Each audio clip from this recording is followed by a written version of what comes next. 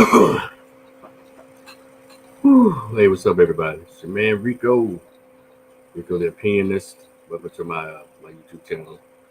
I, uh, I told y'all that I was going to start going live more once I hit the 200 mark.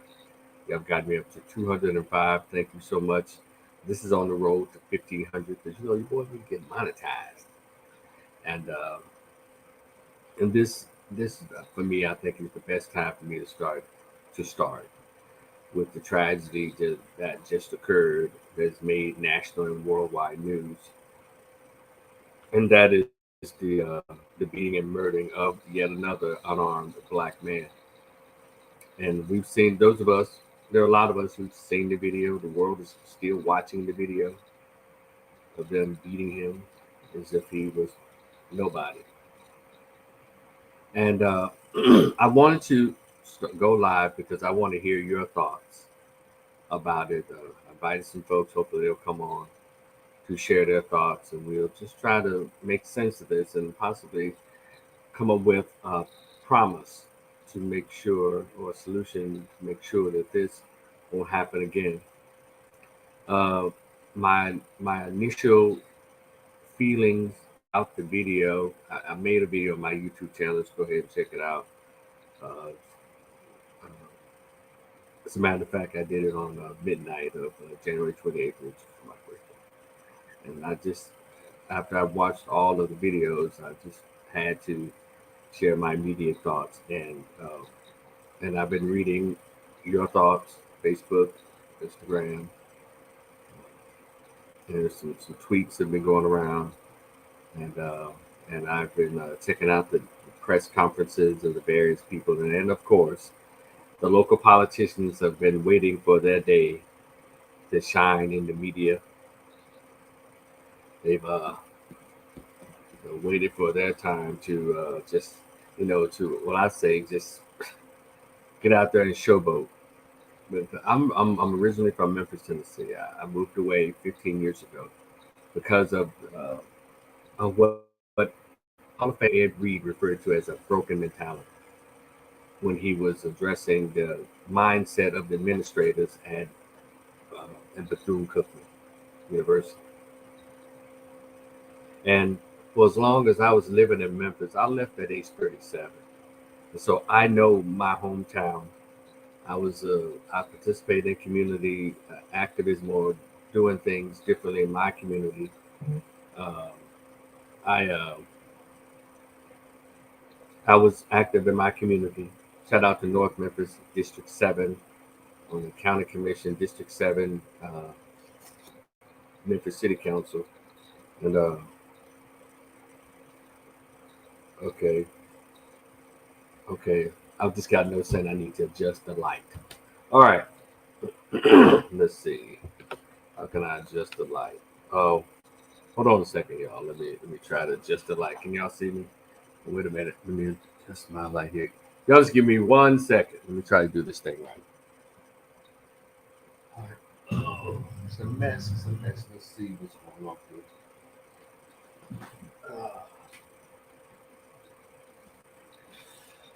Okay. All right.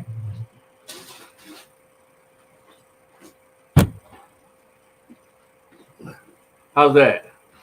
Can y'all see me now? Thank you very much.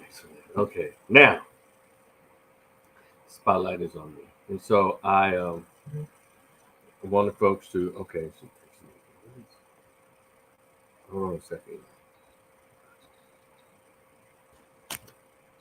All right. Thank you. She says it's back.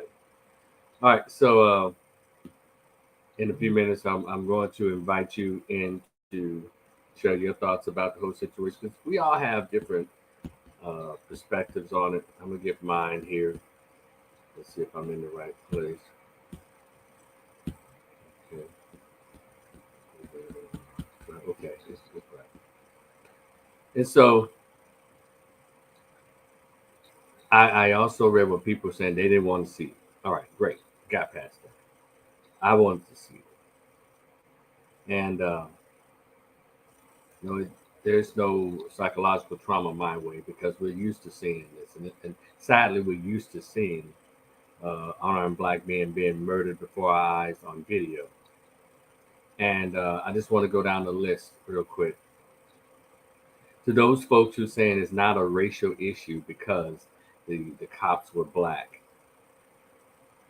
it is still a racial issue because I don't know of any video that has been produced or if there's any history of it where black officers not only beat but murdered white, Asian, religious wise, Jewish, or homosexuals to death.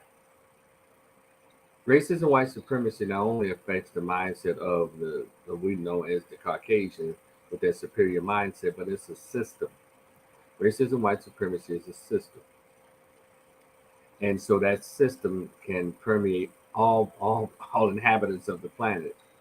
And unfortunately, black folks have taken on so for more than 200 or 300 years because it started on the plantation. You had those blacks that had, those slaves say, "Hey, I can't beat them, so I'm giving in, I'm giving up, and so I'll just join them." And that's when you had the creation of the Sambo, and Sambo is the one. If you go check out Dr. Claude Anderson's video, "Inappropriate Behavior," he explains it beautifully. Sambo is the one who mirrored the character in the movie Django Unchained, Steven. That Sambo. He was under master. He made sure he snitched. He told everything that was going on, and so and those officers behaved like Sambos, and so yeah, okay, yeah. Those officers who beat that young fella, they were the Sambos. So this is what you're dealing with. Because for some reason we're afraid of RACE. Black folks. I understand why white people don't want to talk about race because it points to their guilt and how the 400 years of white privilege and white entitlement and the laws serving in their favor, it makes them feel kind of guilty, and they're tired of feeling guilty. That's why they lied about CRT. Like they're teaching white kids to hate themselves and teaching black kids to hate. There wasn't anything about that. It's about history. And so they're coming up with all these different ploys to keep black folks, to keep them away from talking about the history, American history and African American history. And a lot of black folks, unfortunately, have fallen for it. And so a lot of Christian blacks, a lot of religious blacks, well, it's not about race because it's not a black or white thing. It is. It is a black and white thing. Like I said, you don't know any black cops that have ever beaten or murdered anybody else that's not black, particularly that's not a male, black male. Hell, they don't even beat women like this. So we as black men have to really pay attention to what's really going on. There's so many of us who don't understand our position here in America or in the world because we won't even read our own history.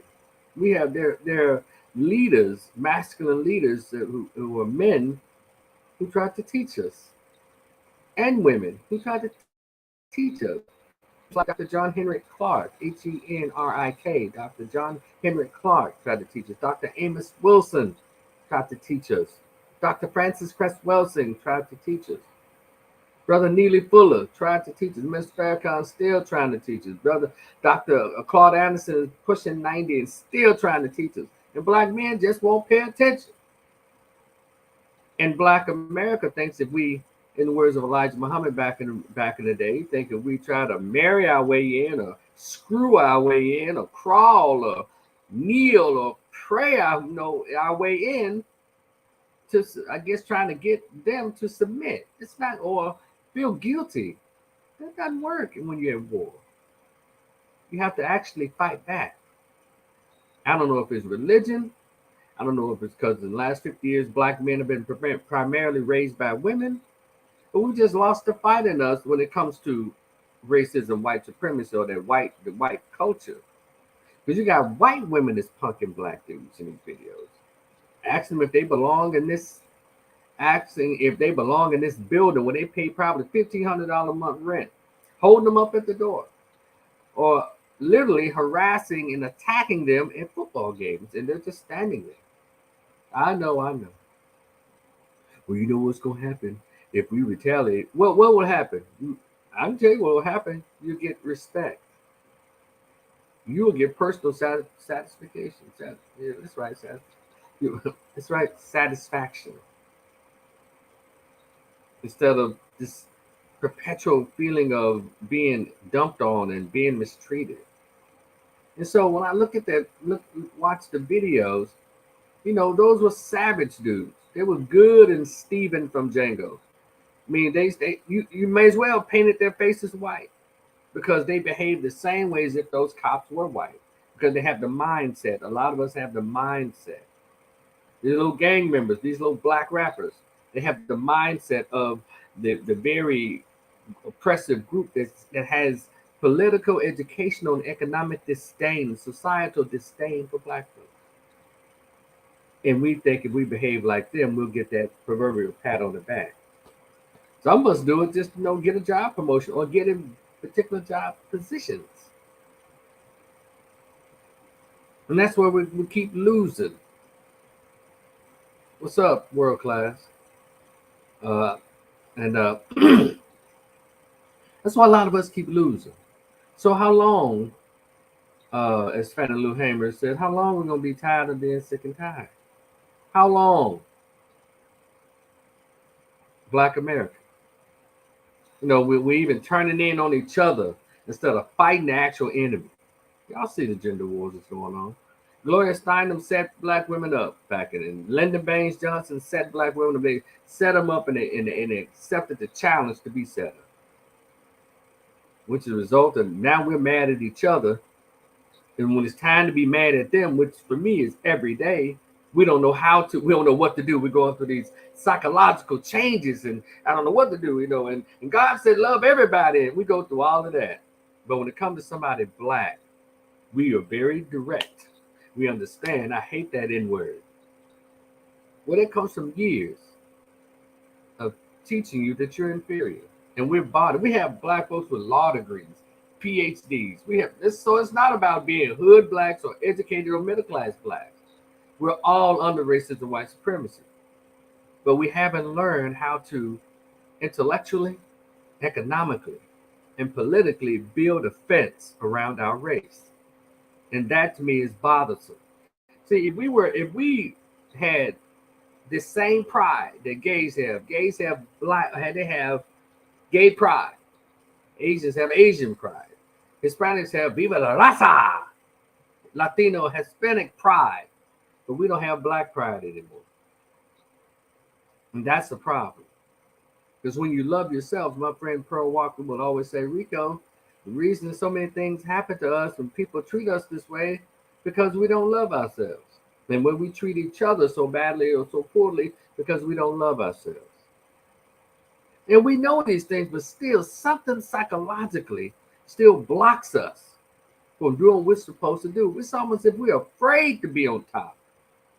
It's almost as if our race in this country, as if we're afraid. And that's a hell of a training, a hell of a social engineering that went on all that time.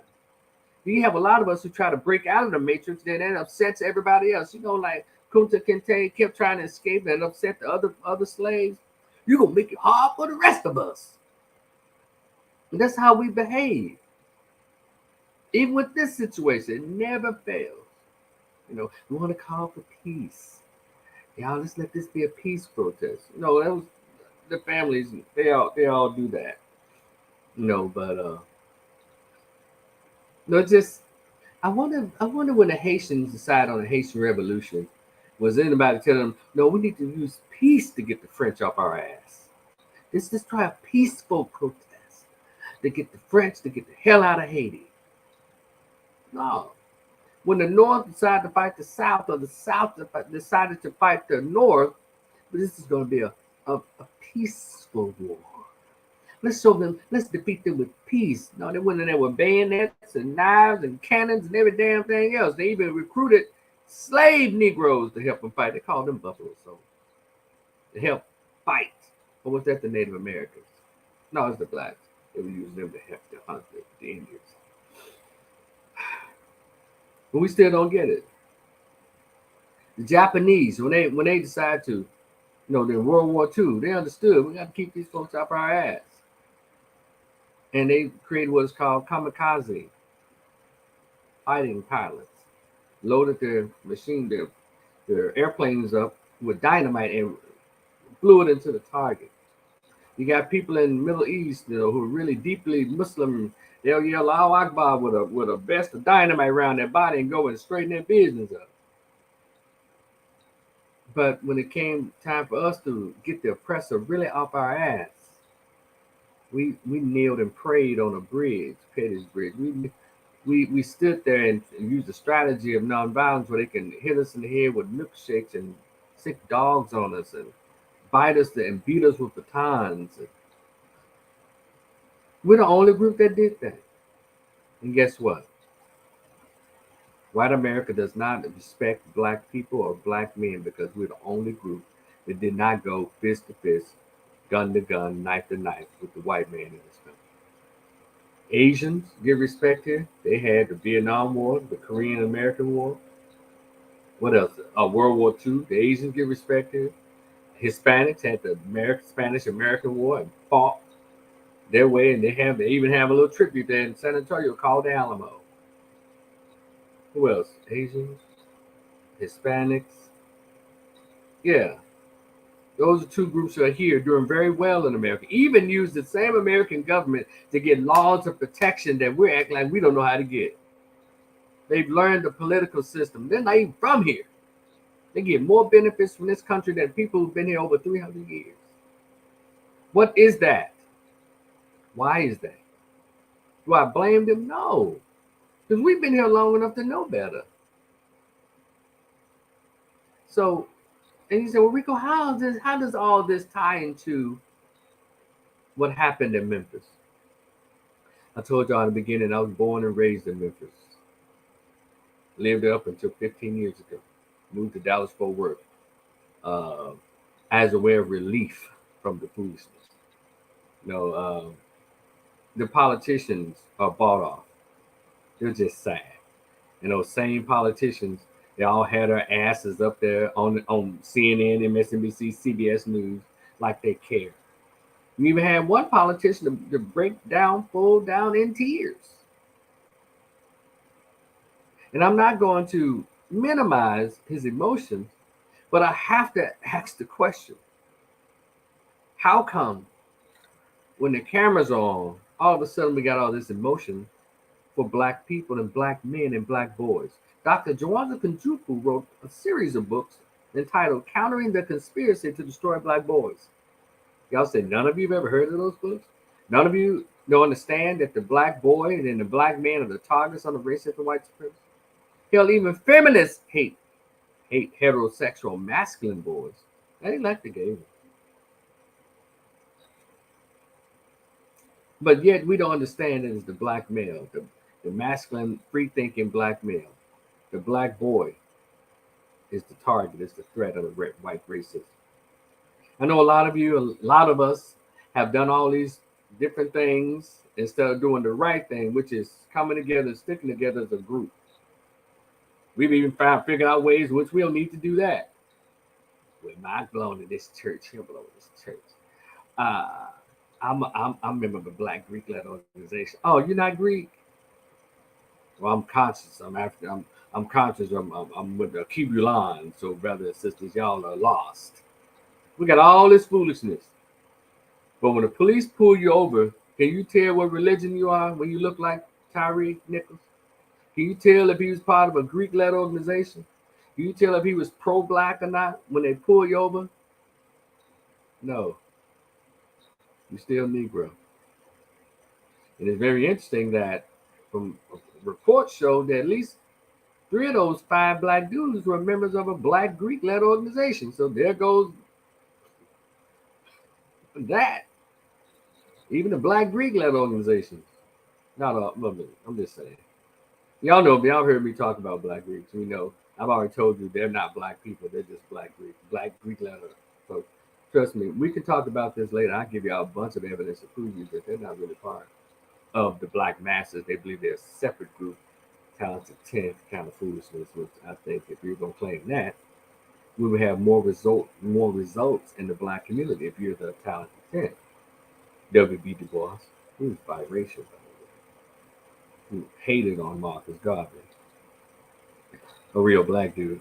You know, he was an immigrant though, but he still pushed for black folks. Get the hell out of there back in 1921 or 22. Get the hell out of this actual living hell.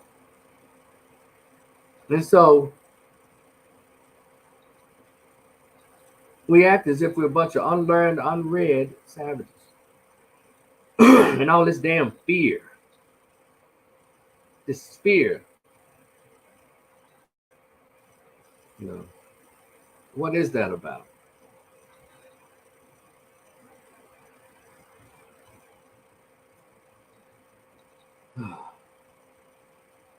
Oh, hold on a second, y'all. Yeah. Hold on.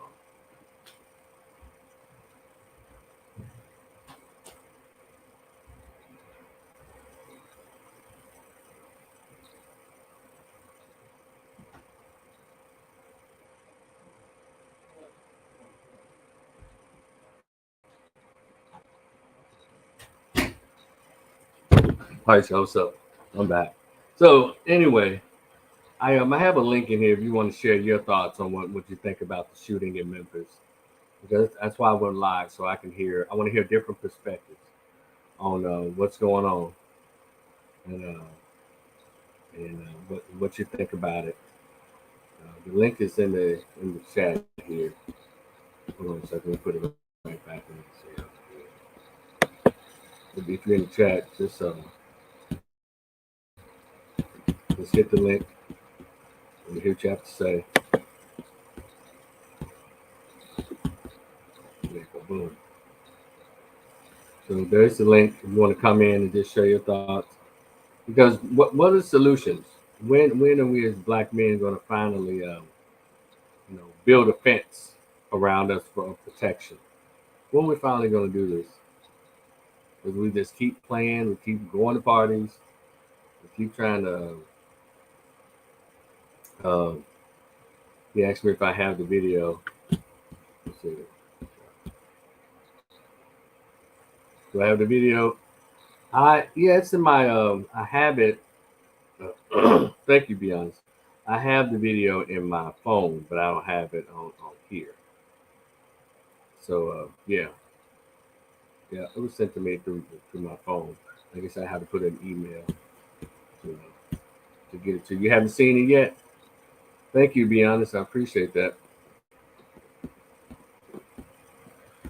So hold on a second. Yeah.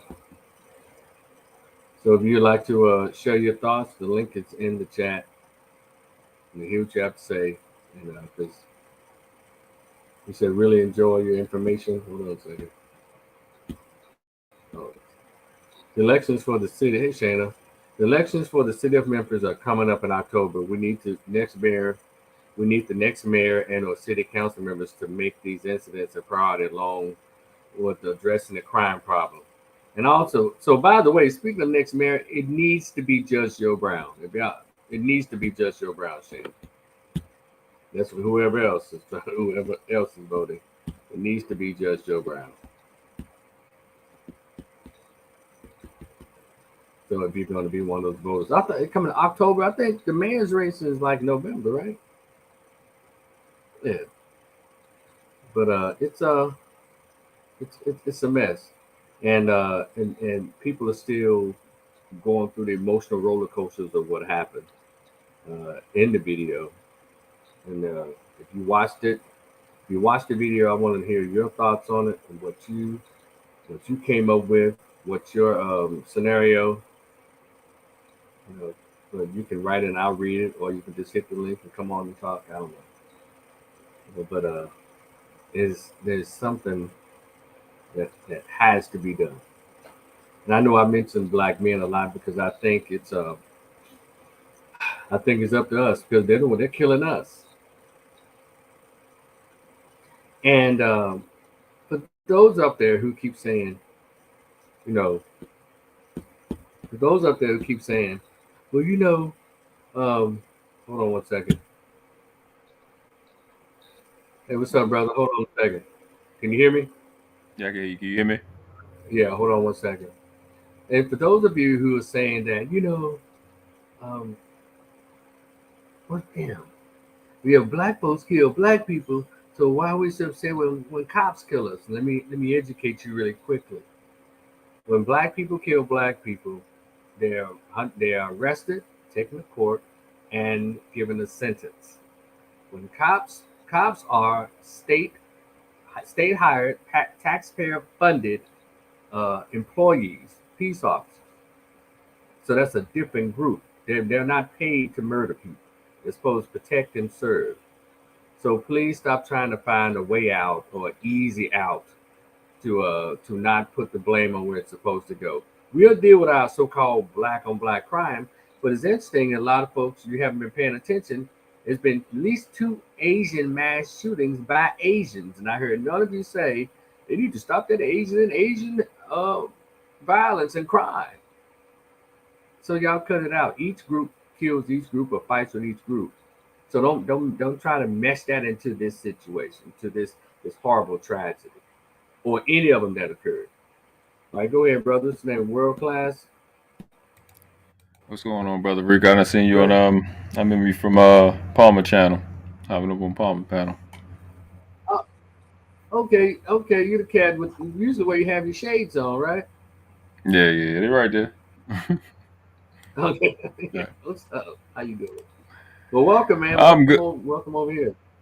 Yeah, I probably been subscribed to you. I think one time you went live, you was walking. I don't think you like you was outside, but your chat wasn't on. I think that's the last time I seen you live or whatever, any content from you. But Mm-hmm. It's it's usually on kind my of phone. Man. I'm gonna have to learn. I'm gonna have to learn to work it. you got to turn your chat on when you live if you do it from your phone because it was off. It's like On some my settings phone. you go through and On my phone. I'm gonna have to learn. yeah, I'm gonna yeah. have to learn how to But do that. Go ahead. I haven't done this on my channel. I don't think I'm going to. I usually do not address any type of celebrity or deaths. Like it's just not my. I just don't do it. Um, I don't do it me personally. I'm not, but if it's something that I think I could contribute to in terms of conversation, I've been coming up. So it's like in the conscious community, they always jumping on deaths and they always rub me the wrong way. But when I see people that want to have genuine conversations like yourself, and I think Suzette speaks, talk about it, I'll hop up and contribute. But I think the one thing I had said on her show was this type of thing is normal. Like a lot of people are stuck on the fact it was um that it was so-called brothers, but in the hood that's normal. In Baltimore, we call them knockers. Mm-hmm. They'll get out, punch you in Mm-hmm. your face, rob you, take all your stuff out your book bag, take all the stuff out your pockets, um, all of that. Like that's a normal thing, and it's usually our own people, or sometimes some people are saying non-FBA and all that. I'm not getting into none of that, but it's a normal thing, man. It happens often, um, and I think Suzette was kind of talking about how these things that make national news, how fast it went from I think January 7th to 27th, 20 days to get some arrests going. But I think what'll end up happening, what I hope don't happen this time, what will end up happening is that the state will end up paying the family. And what happens when you Mm-hmm. do that is the state is you. So these foreign police officers who have nothing to do with they're not in any state constitution. They commit a crime, and then the people that they committed a crime against pays for it. That's what happened with Yeah. Freddie Gray here in Baltimore. That's what happened with, all the what's his name, Trayvon Martin, all of that. This family get paid by the people who didn't do it. So people need to understand that judges, lawyers, um, public defenders, and these police officers and peace officers have bonds, and people need to make claims against those bonds. And that's the big Mm-hmm. deal. You know what I'm saying? This is And the I old mean, thing in you was that talking about. Yeah, the but they have a retirement bond pension. that they have a bond that they have to have on file to be able to operate in the public, and a lot of people don't know that. It's actual insurance companies. that you can find out and make claims against them like you would any other situation. So, but that's just the overview. The thing is, it was sad to hear his story. He was a guy that was dealing with, I think, some type of gastro issues. Like he had struggled to He make had weight, Crohn's disease. Crohn's disease, or something like that. And he's a frail guy around Yeah. my weight. I'm 5'11". I think they say he's like 6'1". I've been vegan since 2012, so I'm Hmm. 152, 154 pounds. But he was a little taller than me at 140, and you got five officers all north for 200 pounds struggling with this guy. Um, and once they were supposedly called this like a scorpion group to do like preventative Yeah. initiative. I guess like initiative. They initiate some things to keep things from happening. But so, like I said, in Baltimore, we call them knockers. Like they come and they, I guess, try to intercept deals and stuff like that. And that type of thing I've seen over and over again. They extremely overzealous. Um, they do all types of crimes. They sell drugs. They steal stuff. It's normal to me. It's normal to watch them do that. I'm not surprised, and I don't understand why people are getting caught on the fact that they were so called black. It's normal. That's a normal thing in Yeah. the street in the hood. Like I know a lot of people. Our people think everybody's in these inner cities, and they're not. Most of us are not in the inner cities, but those of us that are in the inner cities, it's normal. Like we see this every day, almost every day. It's a normal thing. Drive up on the sidewalk, they're Yeah. extremely disrespectful, and it's usually the so-called brothers that are the most ridiculous. I guess Aggressive. trying to show that he's trying to make Massa proud. I guess I have no idea. I just know that they're irritating. So why have we allowed this to be normal or be a norm for so long? Why have we allowed this to be the norm for so long? Do you think? Because I don't think we have, because we don't have the capacity to do it because we've been defanged and dethroned by the manipulation of the so-called black female, making her sons be effeminate like her, and these boys don't have no pride, and then it make Hmm. people like me look like I look like an anomaly, and I look like the outlier because I'm going to speak up and say whatever the hell Hmm. I want when y'all all got the same, not the same exact genes, but y'all got the same cells and brain cells that I got. I'm just not having it. Y'all gonna have to kill me. I'm just not. I don't. You know what I'm saying? Okay, my dad was a real criminal in real life. So was my brother. So I have a different perspective. But if I'm doing the same stuff that y'all doing, and I'm not breaking the law, I'm not being disrespected by you just because you got a job. Like what the hell? Like it doesn't make any sense. Like, you get your employment packet, you get your equipment for your employment, and then all of a sudden you got more rights than me. Yeah, that's not how that works. But I always tell everybody this. It's just, I can't express this enough. We keep being upset with the police department, want to talk about the precinct, want to talk about the police commissioner. That's not the problem. The people you need to focus on with these situations is not them. And I'm going to say this before I say that. I've dealt with these police officers, especially with in court. They are not the same guy in court that they are when they pulling you over and they in these streets. They are totally different Yeah. people. And I can promise you 999 out of 1,000 of them do not know law at all. Oh, They right. don't even Right. know that the damn charge that they're they don't even know the charge that they're writing on the piece of paper. All they know is a little box that they check so they can get it Yeah. whatever whoever can send the tickets. They don't know law. So if they don't know law, where are they getting this is an important question. Where are they getting the confidence to do what they're doing? Being in the hood, you deal with people a lot. And Yeah. you see hood dudes get confidence to do stuff that they have no clue what they're doing because somebody is backing them. So I'm gonna go to the thing I was gonna say that I always tell people: when we have these problems, it's not don't stop focusing on marching and dealing with the police. The problem is the bar association. The bar association. They are the problem. They are the ones backing these police officers. They are the ones that write your cell phone contracts. They are the ones writing these bills. They are the ones writing your mortgages. Them. If you're not a conspiracy theorist, cool. But everything they ever said about some Illuminati, they are it. They are in everything. They only make Mm. money through a transaction. And when police officers make transactions, and I can completely break all that stuff down. When they bring in a ticket, which is a lawsuit, that makes them money. Those Okay. officers, those officers are backed by the bar association, those attorneys, et cetera, et cetera, et cetera. That's what's going on. It's the bar association. It's the bar association. It's the bar association. We need to do an investigation or an audit of them and see if that, because they're, again, just like the police, the bar association is not a part of any government in any state or any municipality. They're not in any constitution to any degree imaginable. None of them. Okay. In all states, the sheriff is over the mayor. So if you have a sheriff, quick question: what reason would you have for a city or county police officer when you can be deputized? Hmm. Good question. They I have to look those two into. entities, those two entities are an exact and specific to the T conflict of interest. The police are not there to protect and serve. They're there to protect property for corporations, not people.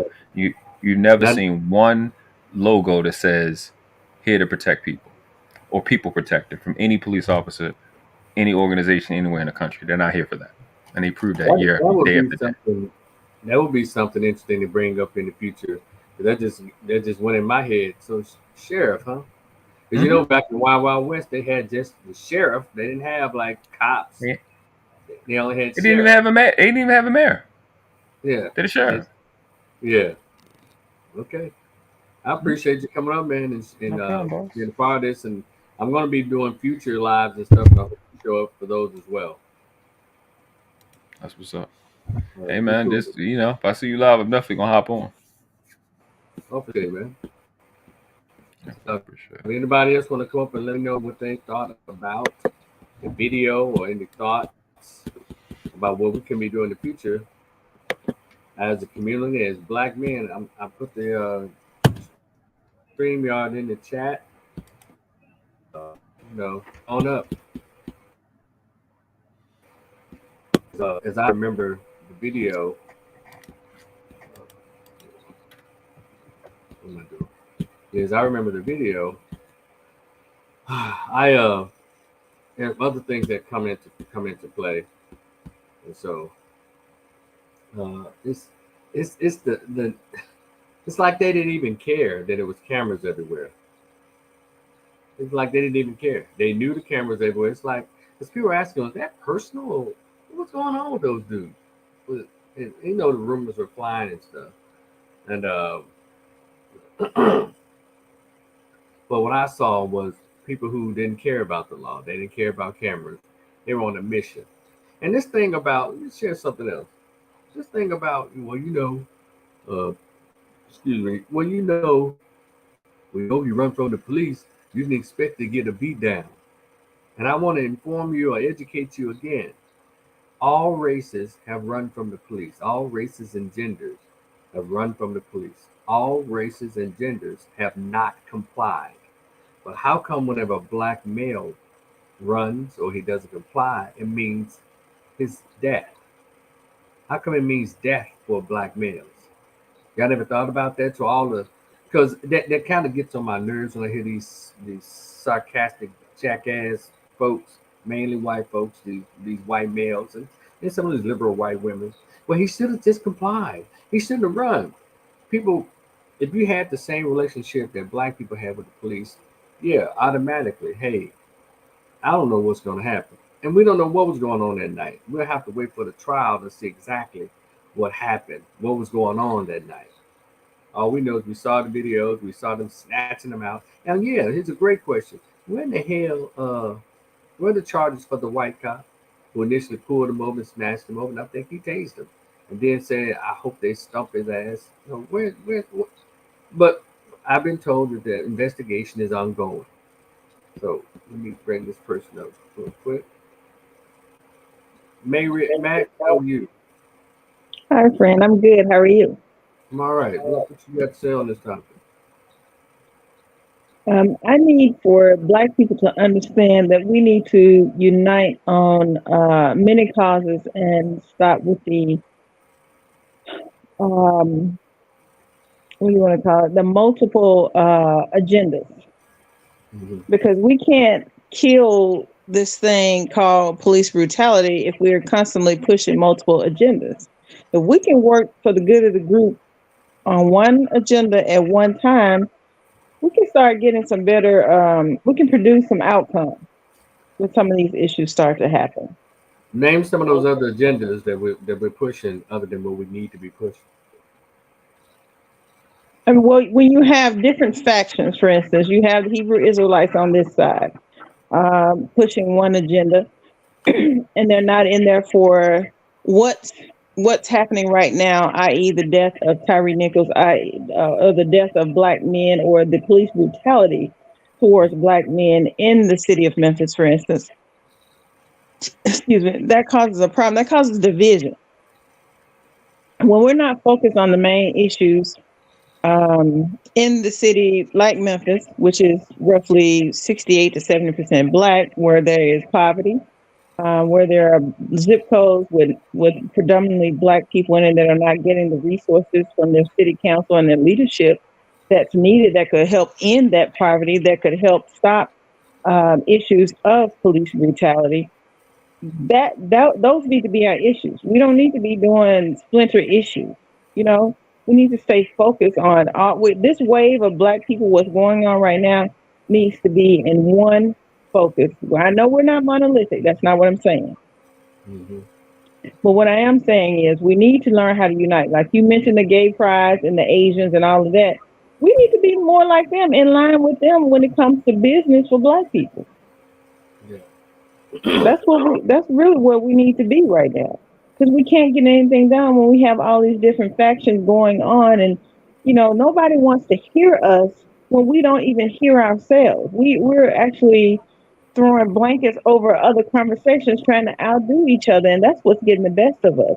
Now, as far as the police brutality and the violence, if we don't speak up towards that as a group and not individual groups, of course it's going to keep happening. Also, it's going to keep happening if we don't start putting our foot on their necks, Yeah. literally putting our foot on their necks, on their backs, removing qualified immunity, taking their pension funds away, taking their houses, taking everything that they own when they do these things. So, as your previous guest stated, we don't have to pay for that. That stuff doesn't come out of the citizens' pocket. It needs to come from them. Why are we paying as citizens to cover the asses of police officers who caused damage to other citizens when we weren't even there? We weren't there. We didn't know what was happening. I was looking at a case that happened here in 2011 of police brutality, and they paid out upwards to $600,000 in that case. Why? Mhm. When I say they, I mean the city paid it out of the coffers from the taxpayers. Why? Why didn't they allow the police officers to be sued and paid that out of their pockets? Yeah. See, we got to stay focused. We have to stay focused on the issues that are at hand, and we need to prioritize those issues. I'm not saying we don't focus on all of the issues that other that factions are having, but we need to prioritize those issues to how it affects us as Black people in this city and other cities across the country. Okay. I brought Hair Diva in, and she's one of those activists, one of our activists in Whitehaven. I love Whitehaven, and she has put Whitehaven on the map. And she's also an environmentalist. And don't go anywhere, Mary Max. I have a question to ask you. But Pearl, can you hear me? I can hear you. Can you hear me? Yes. Go ahead. What do we have to say about the video Hey, and Mary. Hey, I girl. I just got on. I just wasted some of my valuable energy with somebody that was trying to pour salt on the MRI page. But anyway, yeah. So what's your question this evening? You talking about Tyree? yes, and we're asking basically if you saw the video, what did you see? What do you think solutions can be as it relates to our community and our response to police brutality? How can we better respond? Because I don't think we We're responding very well. So I just got back. Is it feedback? So I am on the executive board of the Memphis branch in NAACP, and we just had a press conference responding to this. Our state chair, Gloria Sweetlove, was there, and there were also representatives from the chapters in Hardeman County, Hardeman and Fayette County. And pretty much, we were just sharing our sympathies and concerns with the family and with what has taken place so far. All that's fine, well, and good, but we want to continue this fight. We want Congress to pass some legislation. We're requesting some things on the state level, and that's pretty much it in a nutshell. This is fine, but we want legislation. We want everyone who was present, we want them to be charged as well. And Yes. credit was also given to the protesters and activists for helping to get the message out, get the information out, elevate the consciousness and dialogue surrounding this. My concern is, masturbation feels good, whether people will admit that in public or not, Rico. Masturbation feels good, and I'm just tired of us masturbating around these situations. Yes. And in a few, after Al Sharpton leaves, I know the press is going to die down surrounding this. And so what comes after the memorial? And we need to continue to speak up and speak out and reach out to our legislators, local, state, and federal. This is so much bigger than what happened here in Memphis. And I love what you had posted about. We all get pulled over, but Black folks are the only people who die from Well, being pulled over. Black And men, you made yeah. an excellent point with that. But my concern is that we masturbate a little bit and then we go back to business as usual. And I want us to, so the analogy is keep the masturbation up, but in the form of advocacy. We have these smartphones. Get the Yeah. email addresses of your legislators, your state, your like I said, local, state, and federal, and reach out to these people. Our voices need to be heard. We have to put the pressure on because there are too many people on these government bodies who don't give a damn. They don't. So we got to put pressure on the ones who can possibly give a damn, and simultaneously those who we know don't give a damn. Everybody needs to be hearing from us. It's a sad commentary that it takes that look like, well, once you vote for a person, they could just get in that seat and do the right thing. But that is not the case. That is not reality. So Okay. take these smartphones and let's keep up the dialogue, keep the pressure on.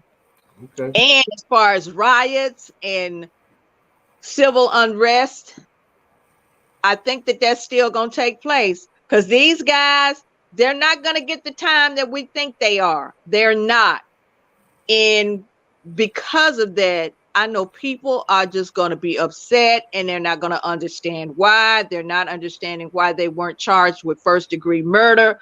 With first-degree murder, you got to be able to show premeditation. You can lose a case because you don't have the evidence to support the charges. So there is evidence to support the second-degree charges, and then they're probably going to plead to a lesser charge, probably end up with something like manslaughter. That's probably going to be about 6 or 7 years. Folks going to be pissed as hell about that Yeah. and probably take to the streets and want to tear some shit up.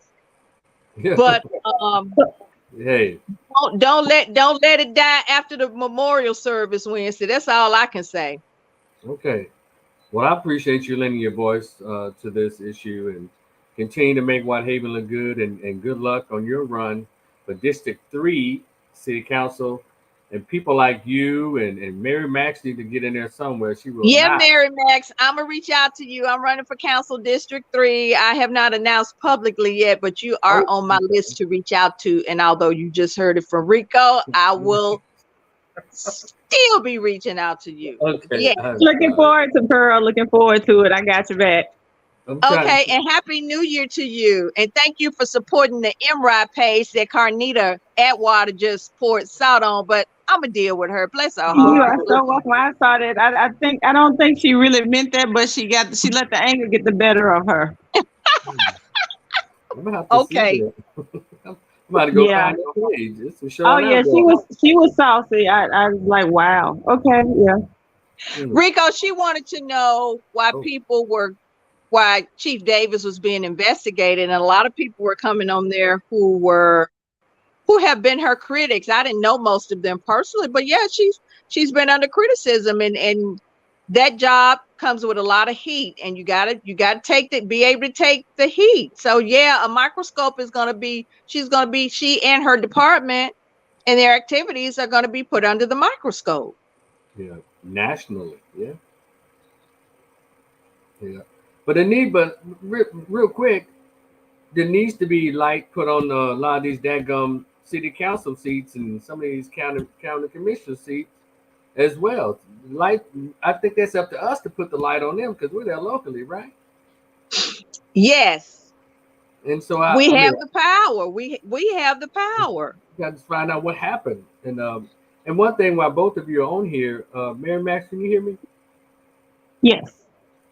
This is my main issue, Pearl. If you could tell Steve Milroy and the mayor, please stop having these damn meetings about black people with these Negro preachers. They don't run us. They're not the guardians of us. They're not the gatekeepers of the masses, just a little few people in their congregation.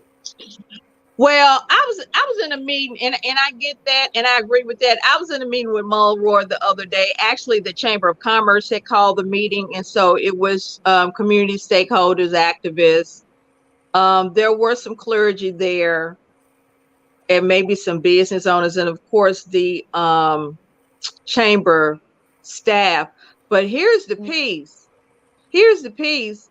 The chamber staff, the chamber, they called this meeting because they got a lot of calls and pressure from the business community, the property owners, the developers, because they don't want their shit to be burnt up and torn down and all of that. And shout out to the pastor at Mississippi Boulevard, where the funeral is gonna be Wednesday. He sent message by Al Mann, said, yeah, you can say I said it. He said, I'm not coming because y'all don't call till you want something. So in 2020, they had these meetings because they was afraid something was going to happen, and something was going to go down. Mm-hmm. Oh, okay. You still with us, Heather? Okay. Mary Max? Yeah, I wanted to add something to Pearl to her point about the charges. So in the state of Tennessee, a second-degree murder carries from 15 to 60 years. Now, with the if they, for instance, allow those officers or any of those officers to plead to manslaughter, there's going to be a charge of malice because there was malice in every lick that was handed to that was put on Tyree Nichols. So even if they agreed to allow them to plead to manslaughter, the depravity of what they did to Tyree has to be taken into account. So from 15 to 60 years, I would hope that any jury and any judge that in reviewing the footage, that some of the footage that we've seen, maybe we haven't seen it all, but even in all of the footage that the judge and the jury gets to see, that they see that those officers each, deserve more than 15 years as a minimum. They deserve 30, no less than 30 years to life for the malice that they did, that they put on in that beating that they gave Tyree Nichols for no other reason Then somebody thought that he was driving a car, and this is just speculation. He was probably driving a car that they didn't like, or Okay. they thought somebody else was in. Yeah, they actually deserve life. They Yeah. took a life. They deserve life. And to her other point about, and to your point about the black churches and the conversations, this has always been a point of contention with me as to when white folks want to come talk, white politicians in particular want to come talk to black folks, they always do it in a church. And see, they know the reason for going to the church because they know the church is a source of comfort for black folks. So they want to come into a comfortable living room. That's why they have these meetings with black folks in the church. If you look across the country, when they have white politicians have meetings with other ethnicities and other citizens, it ain't in no church. It's in a municipal building, or it's in a school.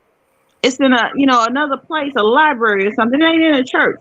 So they can get cussed out, they can get talked about, and they can have bottles and bricks thrown at them. But see, when they come to black folks, because they recognize our pain as being dangerous to them, for it being an outlet from us towards them. But if they meet us in the church, then they figure that we're going to be calm. And black folks got to get up off it, got to come out of this calmness that we have. We have got to come out of that calmness. Hold on right there. I just want to let everybody know who's here. If you want to come and share your thoughts, the StreamYard link is in the chat. And also, I have that Cash App on here. If you like what you hear, and you can also please share this live. Those of you here on here, just share the live and come on in, because I opened this up. I created this live so we can come in and share our thoughts about what you saw in the video. If you watched the video, what do you think the future of Memphis is, and what's the future of black men in that city? What's the future of black men in America? What's the future of black folks in general in this country? If we don't start behaving as if we, some of us say we belong here. So if we don't start behaving like that, what's going to become of us? So if anybody like to come in and just talk about it, but I black men's behavior in my opening conversation, and it is. I think there should be at least 10,000 black men meet up in the middle of the city to say no more. Because that would send a voice, that would send a loud, a screaming alarm across the globe when you see black men come together and say no more. This is it. We're not going to take this laying down or our handcuffs behind our back and face on the ground. We're not going to do this. You're going to treat us the way you treat everybody else. And even if we're running, you're going to catch us, even though you're out of breath, like those little sad sacks were. And even if it is, one of them said, man, I bust my knee wide open my knee up. Even if that happens, you need to probably have your fat ass in the office doing paperwork if you can't chase after people. So his fat ass didn't need to be on the job if he felt like he wanted to beat somebody down in the ground. He had no business in uniform on the streets claiming to be a police officer. Exactly. The mental depravity, again, I go back to that word, depravity. The mental depravity of those officers to hold that young man 6'3", 140 pounds down. So every police officer that pulled up on that street that night, at that time, to come out and to deliver a kick, a blow, any type of lick to him, that don't need to be in a police department. That does not need to be in a police department. No, they don't. No, so but the voices that need to be heard is from the people, because see, these politicians, as I said earlier, they're all out all on the damn media trying to get their little shine, but they want to get reelected. They want to run again for another office. And I mentioned earlier, we had a guy to cry, one of the council members to cry. And I'm not minimizing his emotional thing, but I can't help but be suspicious, maybe because he is a politician. And anytime you want to hear a politician live, what is it? Just watch him move his lips. And then you can also look at the behavior or the actions of the politicians in Memphis or any other black section of any city. You see that the activity is so minimal. No money is put into the neighborhood unless they're selling off the land to developers. They don't come up with economic packages for economic development or empowerment. They don't do any of that stuff. But when it's time for them to be seen on TV, all of a sudden they come out of the woodwork. Some people didn't even know who their city council person was until this whole Tyree Nichols situation occurred.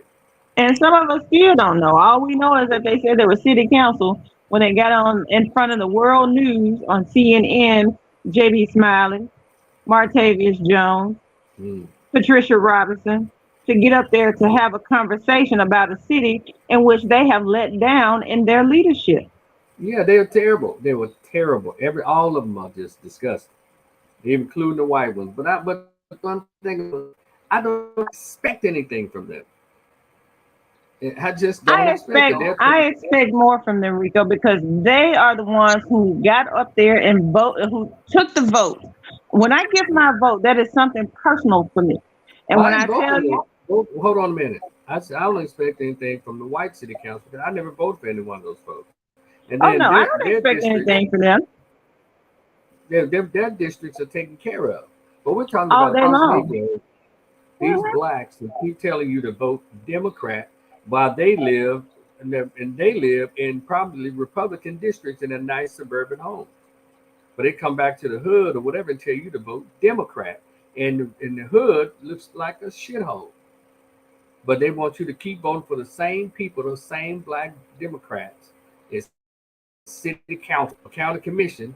They don't do anything uh,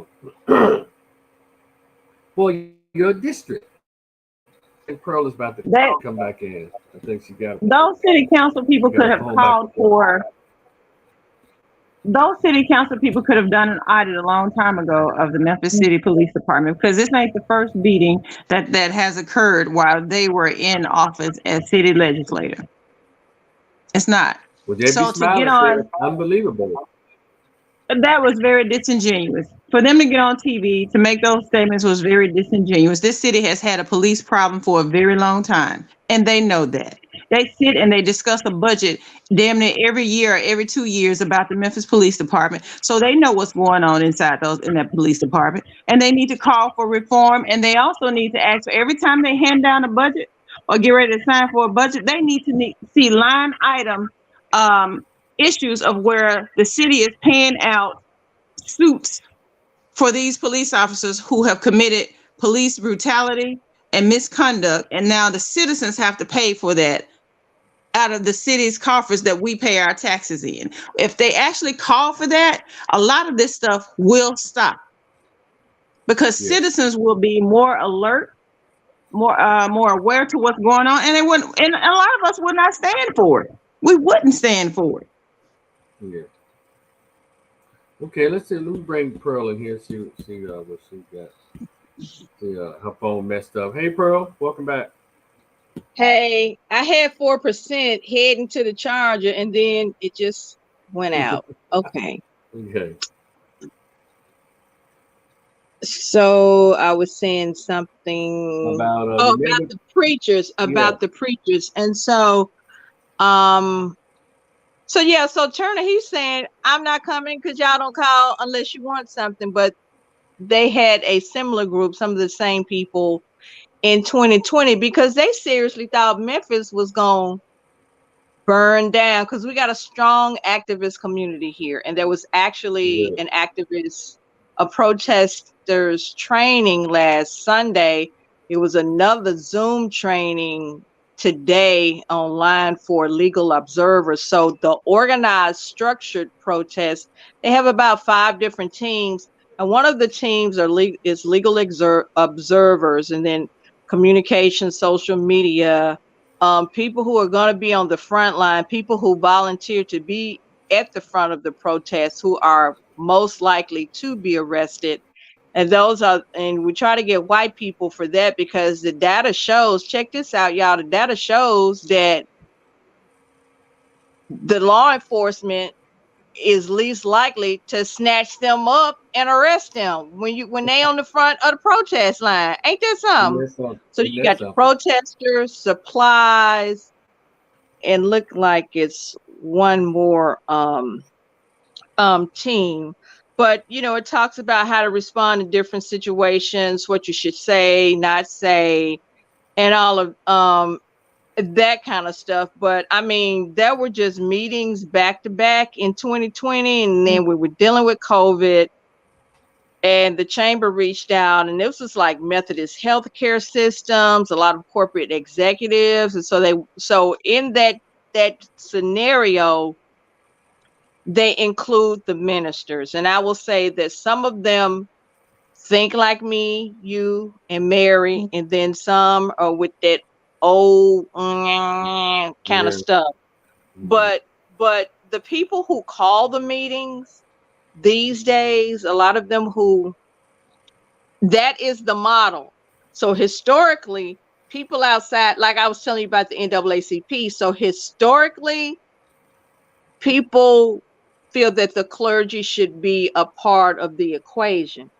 But on street level, a lot of people, they was like, for what? They ain't doing nothing. People, like I was explaining to you, people feel the same way about the NAACP in our community, but outside the community, it's still got the clout and all of that, because still no similar type of organization has exceeded them. That's not to say that nobody's doing the work, but as far as the reputation and exceeding them, and but and I wish they would.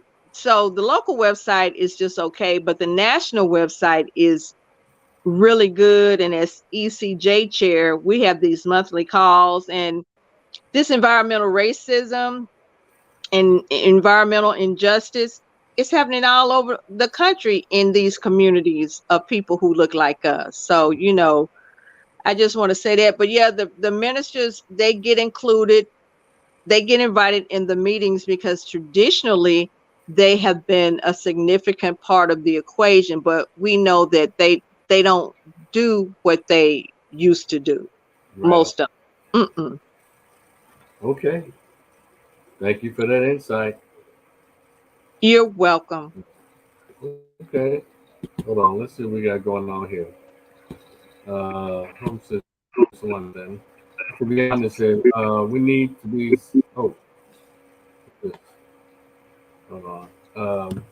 We need to be something that our women want to fall under the leadership. Rico, I think you set a good example. We need to be accountable. Okay. And yeah, and also if you want to go more into that depth, what you said, be honest.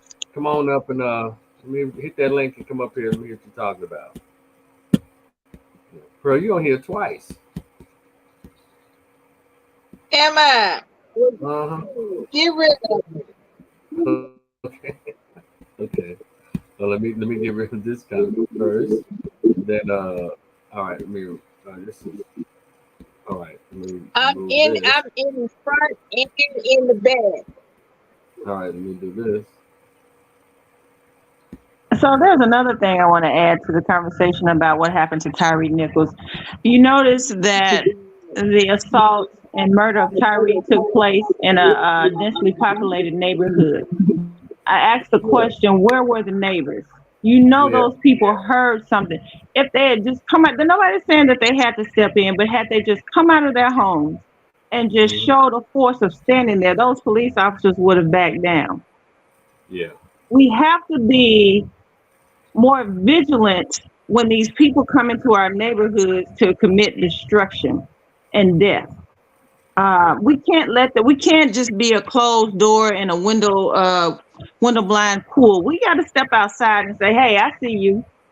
Yeah, pull the cameras out. It's been, sometimes we talk about people filming, but you know what? Guess what? All of that film has showed up, and it's gotten some people fired, got some people put in jail. Those neighbors should have come out of their homes. This happened right in front of a cul-de-sac. There were about 5 or 6 homes in that cul-de-sac.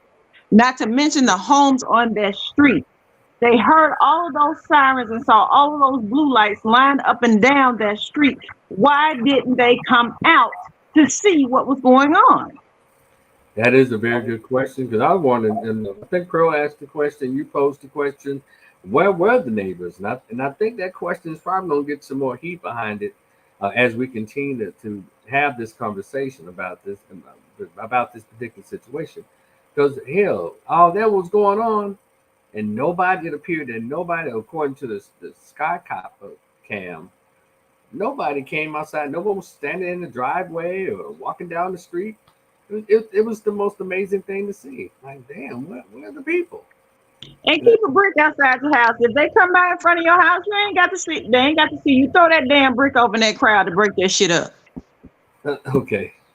They had no business being allowed in a neighborhood to attack and brutally assault and cause the murder of Tyree when they were right there in the hood. I mean, in the crowd of people. This is not a hood. This is a middle class neighborhood. Why did they not come out?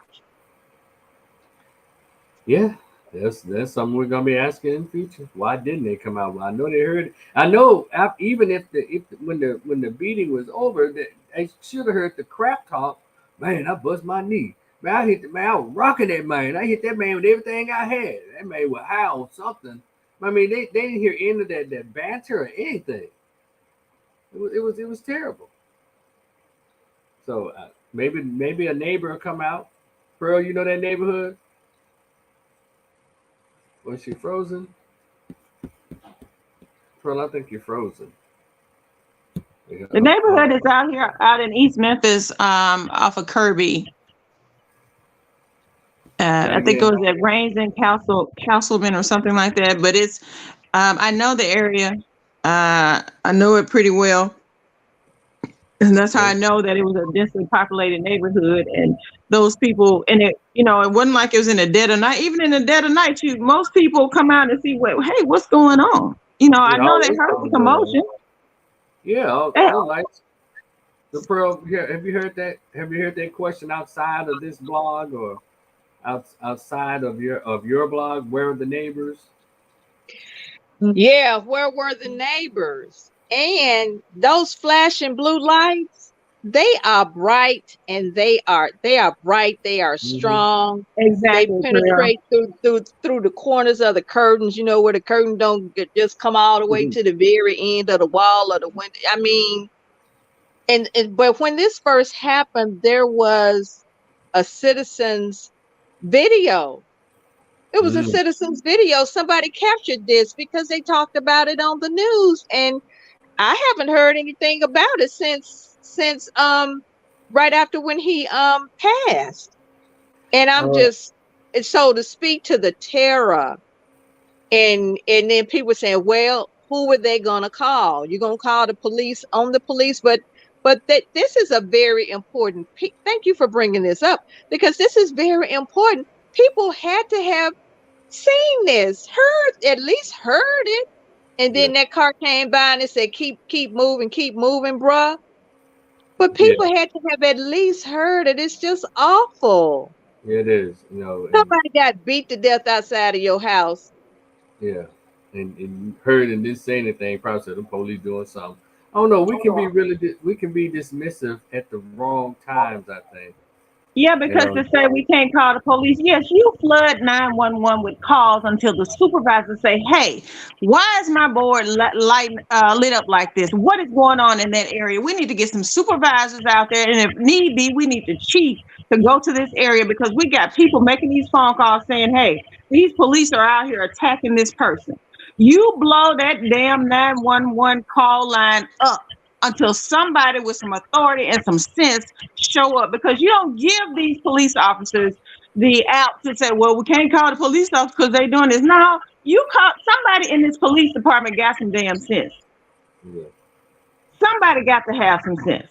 And if all else fails, you call the news crew, because when the lights are shining, the roaches run. You call everybody you can call on these types of happenings that are going on, because we cannot continue to live in fear. When the mayor and everybody made that decision to say close down this city, it felt like it was paralyzed. When I got off work, I drove all the way up to Oak Court Mall, turned around, crossed over, which is usually a very active area. It was dead. The grocery stores the parking lots were empty. The gas stations were closed down, because we know that when the crime wave hits, it ripples. yes, they would have gone downtown, but guess what? They would have flowed all the way back out east because that's what they've been hitting for the last 2 or 3 years. So it would have been easy for them to just come on back out east, but you don't let fear paralyze you. This is what I'm saying all that to say. Don't let fear be the paralysis that causes us to be locked into our homes. You and I have this conversation all the time. We don't want fear to paralyze us to where we become hermits in our own home. We have to hold these people accountable. We just have to. Well, look, this whole thing, right? It's so many reasons and excuses for people not to quote get involved or quote with this. It's like it's time out for that because people. It reminds me of the whole thing. People are paying for what they want, but begging for what they need, and it's like we won't even take it upon ourselves to even participate in making the neighborhood or the city a lot better because it's the way they can cancel people for, I guess, body shaming and all that. How come they can't do the same? Use the same social media, the same phone to cancel these politicians and these damn police officers. And please, and as I continue to set, I want to segue into this. Please stop telling me that all cops aren't bad, because the good ones, if there's so many good ones, they'd be outing or they'll be condemning publicly or reporting all the bad apples. But their blue silence makes them culpable. It makes them a part of the hood of wrongdoing. And people are like, well, not all cops. Well, I want to hear. I'd like to hear from a good cop. I want to hear from you. Like, what the hell you mean? Rico, I was just thinking that same thing. Like you have that shirt with the good cop. The good cops need to condone the bad cops, the so-called Right. bad cops. They do.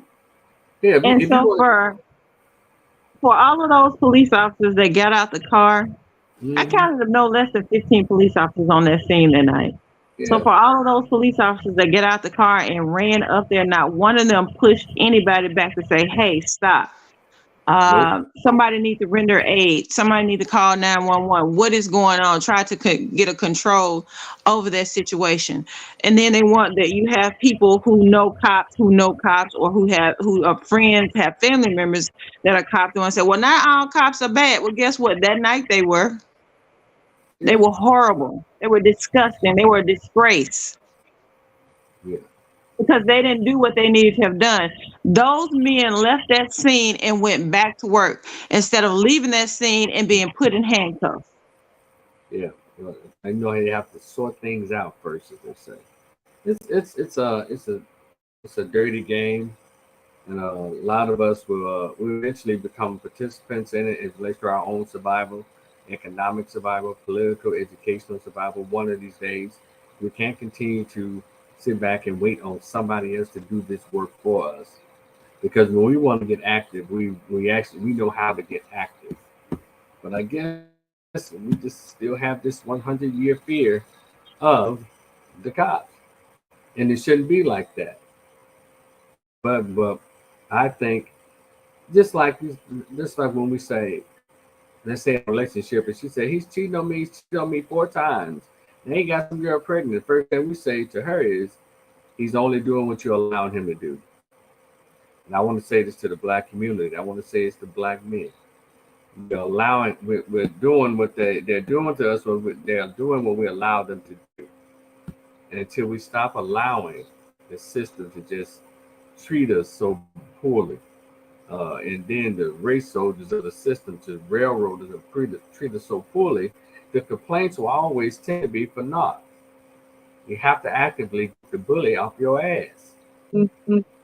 You do. You have to get out and get the bully off of you, because that's the scenario. When you're in junior high school and a bully was messing with you, what did you do? You told the principal, okay, the bully didn't stop. You told your teacher, okay, the bully didn't stop. So what did you do? And people like the sound of that. Yeah, it means you have to ball your fists up or do whatever you need to do to get the bully up off of you. So, but we're not like we're just gonna let this bully continue to bully us, and it's just the weirdest thing. Let's see who this is. Hold on a second. Hold on, I y'all. have a question. Okay, CJ, hold on a second. How you doing? Pearl, go ahead and ask your question. I can wait if I need to.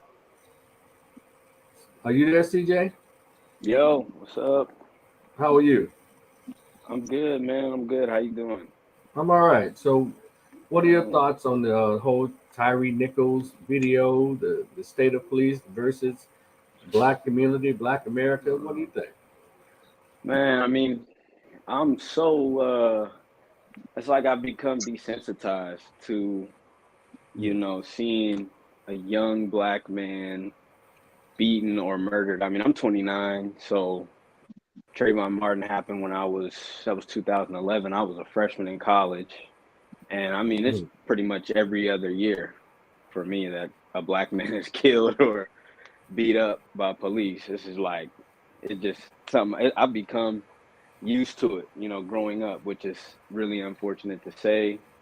So it's not hard for me to watch the videos because that's like breakfast. That's I mean, it's like it's just happening so common so often. So I I guess my thoughts I'm gonna be approaching 30 this year. I'm approaching 30 this year.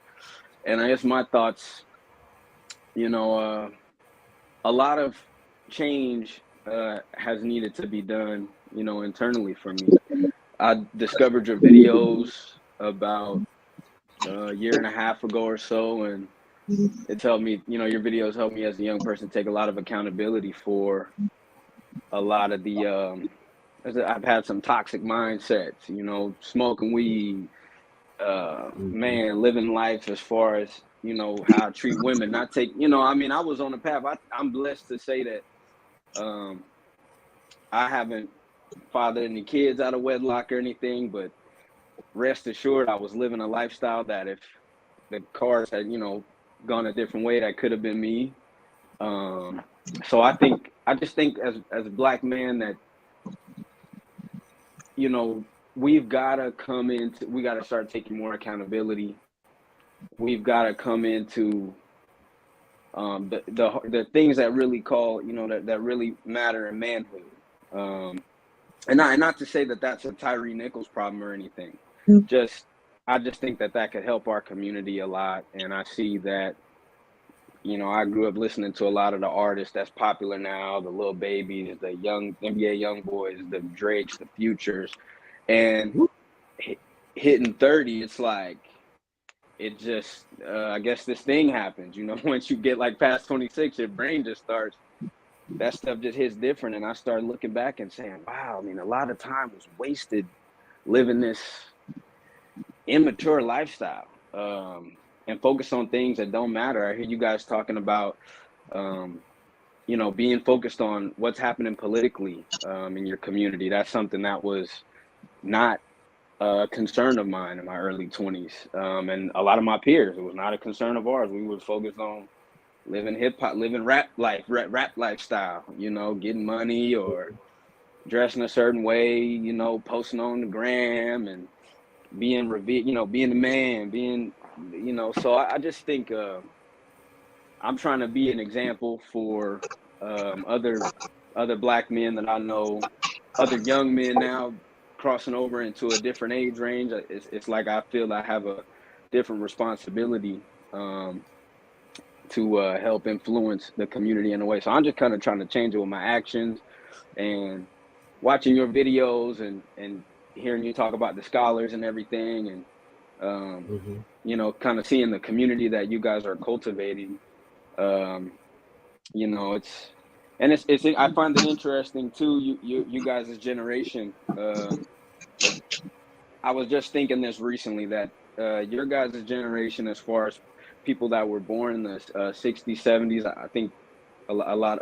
Rico, I know it was your birthday a couple of days ago. I think you said you turned 54, so that might make you a 70s baby, I think. But there's just Yeah, I was a born in '69.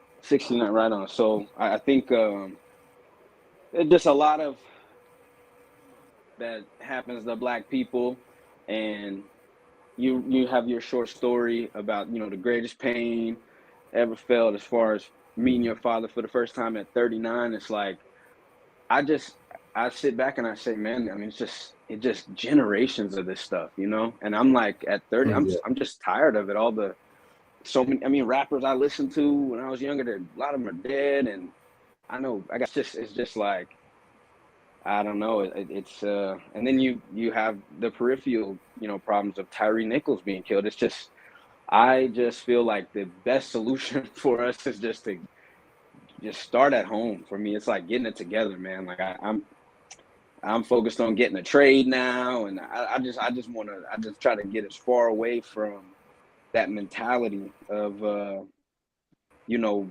being comfortable in ignorance. So I guess that's probably one of the things I think that could help us a lot is, I speaking just as a black man, I think us being comfortable in ignorance, man, it just has to stop. I think that's a big thing, you know. I think we gotta make it cool to be skilled, to be aware, to be leaders in our community, you know. So yeah, that's what I wanted to say. So Well, I know what. I appreciate you. Where you calling from, CJ? I'm calling from Cali, man. I'm in the Bay Area of Cali. So Well, welcome to the channel. I know you heard me say, hey, when I get to 200, I'm gonna start going live and having some conversations. So I appreciate you. Now we're on the road to 1,500, Rose. We're trying to get that monetized. yes, sir, man. I'll be here, man. I'll be following and listening, and you know, watching your videos. You got me. I learned who Dr. Claude Anderson was. I learned who a lot of the scholars, man. I started, you know, looking into the books. You got a book list you always mention about things about white supremacy. You got another book, I forgot what it was called, something about like destroying the Negro or something, but I wrote that down. So I just, you know, I'm very interested. I feel like I've been duped in a lot of ways, you know, as a young black man, just BET and Instagram and movies and all these things that was told to us to be cool. You know, There's a book out there, add to your list. It's called The Lies My Teacher Told Me. oh, I got that book by J.R. Tolkien or something like that. I got that book. That's a good one. Yeah, long. Yeah. So Yeah. I try to suggest books that they can be easy reading, where you can just start from the beginning and pick up as you go along. Yeah. Like Miseducation of the Negro, easy reading, because I don't want to suggest the thick books and ones that's really wordy, but the ones that hit it right there as soon as you open up the pages. Those ones I try to suggest. Sure. I got a question for you. I wanted to ask, you know, what would be some of your advice to, you know, the generation of young men, you know, my age coming up? I mean, you know, I feel I'm about to go through kind of the meat, you know, the meat and the fat and meat of my life. I mean, 30, you know, there's opportunity kind of to really make some impact in the world. And I was wondering if you have advice for just, you know, the younger generation of black men, you know, of how we can, anything from your perspective of how we can help the situation. Well, first of all, I want to give you kudos for recognizing that light bulb does start to hit you at 30. So I want to give you kudos for having the wherewithal to recognize that. And number two, make sure you exercise, eat right, and educate yourself. Read books, read articles, things that'll get your mind to churning and expose you to different things. And most importantly, do opposite of what you've been doing. And believe yourself, love yourself, protect yourself. And that's basically it. And have fun. Have real fun. Travel, man. Get a passport and travel, see different things. I know. Yeah. For sure, man. For sure. Because, I mean, at 29, 30 years old, man, you have the coolest age on the page so far. And you can start, you do, and you can start right here. And whatever you think you didn't have or didn't get to see or hear or experience, this is the perfect age to start. Because you're grown enough to know what you're supposed to be doing. You're mature enough to know, hey, this is the route I want to go, and you'll make less of mistakes. Definitely. All right, for sure, man. I appreciate that. Yeah. And like I said, I'll be tuned in, man. So, I'll probably be on the next live, man. I might have to show my face on that one. Well, it's cool, man. Do whatever you need to do. I appreciate you showing up tonight. I know. Be cool. I enjoyed you, young man. I enjoyed you. Thank you. Yeah, I'm enjoying listening to everybody's commentary and feedback. And yeah, man. Enrico, you said something a while back in one of your videos about, if we want to start influence and changing our communities. I can't remember exactly what you said, but you were saying something about look at the communities that we would consider to be ghettos or lower income areas or whatever, and who's in charge of those communities, what politicians are in charge of those communities, and to see what kind of issues that are important to them. I was wondering if you could kind of elaborate. I can't remember. Yeah, elaborate on that, because I can't remember what video it was. I always want to go back and hear you say that again and take notes on it, but I kind of can't remember which video to go back to. Well, I think I say so. Sometimes I say the same thing. And Pearl, don't go away. Hold on, Pearl. I tend to say the same things in a lot of my videos because I really want you to hear it. And what you're talking about is when I mentioned when you look at your neighborhood and look at your neighborhood, that should tell you who you should be voting for and who you should not be voting for. And I mentioned earlier, we've been told that we should vote Democrat. But then a lot of those folks who tell you to vote Democrat, well, they live in these beautiful suburbs, and guess who the representatives are? Republicans. Right. And so why would you come to the hood to tell people who have Democratic representation to keep voting for those people with their hood looking like that? No funding, no new buildings, no empowerment, education, or economic. But then these same folks who tell you these things live in a neighborhood where they got new schools, beautiful parks, crime is non-existent. So I think I want to vote for the person who has the neighborhood looking like the two-story house you live in that beautiful suburb. So for sure, keep voting for these same people. Your neighborhood still got all the dope, the gangs, the old dilapidated buildings, and failing school system. Now, who the hell wants to keep voting for that? Yeah, man. So I think when I heard you say that, I thought that was a great way to kind of try to influence some change on a political level. Take a look at what's actually happening. And not just being outraged or even just beyond just my own actions, but seeing how to get involved politically. So I learned a lot from watching your videos, man. So I really appreciate them, and like I said, I'm gonna be tuned in, bro. But I'm gonna let the live continue and let some other folks get in. I just wanted to come in and drop my 2 cents about how I felt that how we could help the community. So yeah. Well, you don't know how you made my evening by you coming on, because I'm telling you, man, I was like, I don't know who's going to come on, and your demographic is a demographic that I really would like to reach, and so I really appreciate you, man. Let me know that I'm doing something halfway right. Off top, man. Off top, we gotta do something about having all these single mothers and fatherless children, and I mean it's got to make some changes, man. So there's gonna be another live, man. You're more than welcome to come on and be a co-host. For sure. All right, Rico. I'm gonna let you guys get back to it, man. Thank you. Enjoy your evening, brother. Peace. For sure. You too. Peace. Her diva.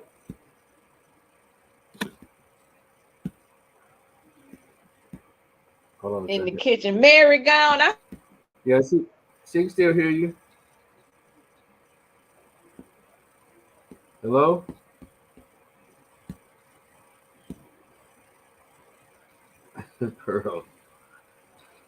Pearl. Oh, so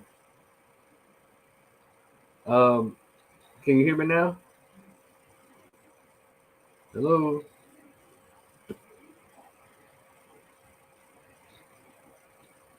Hello.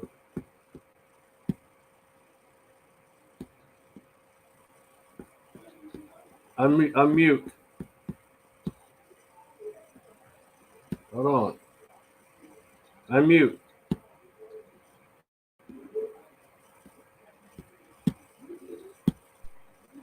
All right. Go ahead. Can you hear me? Go ahead. Yeah. Okay, so me and my girlfriend, we had, these kind of conversations over the years, and with respect to people in our community, people that look like us, we always joke, say, yeah, when the revolution comes, they're going to us asking what's going on, and we're not going to have time to tell them, not going to keep them up. And so, with this recent situation, I had one. Your What? phone is going in and out. Get closer to the router. Is this better? Yeah, go ahead. Is this better? Yeah. So with this read, I had people reaching out to me who normally I don't have these kind of conversations with, about things like this. They might come in on some of the news, something that happened, they just go on. But I mean, and I guess, because they really wanted to know, but it just made me think about, like I said, when the revolution comes, people gonna want to know what's going on, and you've been talking about stuff for years, but you're not gonna have time to catch them up. But I mean, I've had a few people, are they having protests? Where is the protest? And just different questions about this scenario. But like I said, people that I normally don't have conversations with about this kind of stuff. So my question is to you all, twofold. Are you having similar experiences with people in your circles? And then number two, whether you are or are not, why do you think this is happening with people? Oh, I need to add this. So, and Mary may have seen it, but it was a screenshot circulating last week about closing the schools early, and but it was a screenshot, and it was supposed to have been something, the person was at FedEx or worked at FedEx or something, and people were texting me that and asking me, was it true? And the only thing in there was true was that the officers were going to be fired, but all the other stuff in there about it was going to be riots and civil unrest, and I said, no, this, but it was anyway. So also, because it had FedEx on it, people were validating it. And I guess that's why they were asking me if it was true, because it had FedEx on it. But so if it said, if it came from FedEx and said, okay, at 12 o'clock, everybody shoot themselves, you're going to shoot yourself. If it said it was from FedEx, jump in the river, you're going to jump, because it said, but that just kind of tripped me out. And that was some deep shit, that just because it was supposed to have been a correspondence that came from a FedEx employee, that it had all this validity and credibility, and everything that was in it was false, but there was only one thing true in this message. So I just wanted to throw that in there about these people who had normally are not concerned with this yet. But are you all experiencing this amongst your peers? And whether you are or not, why do you think people are more interested in this kind of stuff all of a sudden? Well, my circle is kind of small, Pearl. It's you, Mary Max, Tundla, Jamie, Kimmy, my man Dwayne. Everybody that I talk to are those who are pretty much involved in what's going on in day-to-day practices in the lives of Americans, especially Black folks. So they watch the news, they read articles, they keep up. So I haven't had any outsiders as relates to this whole situation to come to me because I haven't been out and about. You know, this has been so quick, so I haven't been out and about that to be posed any questions. Um, for you're asking why are they seem to be so interested in this? Well, hey, More it's news. interested now. Yeah, it's news. And you know, believe it or not, discovery comes in waves. People they may not catch the first thing that happened, but they may catch the third or the fourth thing that happened. And this may be something that they actually paid attention to, or it caught them at a time when they were watching the news, or when they were on the internet, or they just happened to be run across somebody who was talking about it. People discovery comes in waves for a lot of people because the country is huge, the world is huge. And we thinking that when it hits this one set, this news outlet, everybody has it. And then there are people who just flat out just live their lives outside of news and don't pay it any attention. They just kind of move on as a strategy. Uh, I call it strategy used to protect themselves psychologically. If I don't know about it, out of sight, out of mind kind of thing. So they just, hey, they're like, okay, what's going on? What's this? And then just like you said, like, well, damn it, go to the internet. It's on the internet. Oh, I'm not on the internet, but it's on the news. I don't watch the news. Well, damn, I'm not going to give you the whole story. But you can do it like I find it, like I found it. And so I hope I answered that second question for you. Mm-hmm. Yeah, You Pearl, the did. same for me.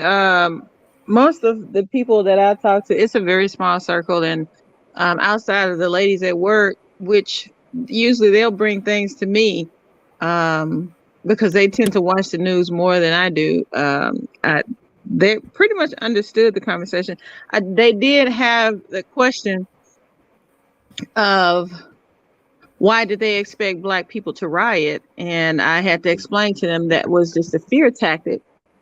And also that the city gets money and get emergency funds for quote unquote rioting. I said, one thing about Black people, we are a peaceful people to a fault.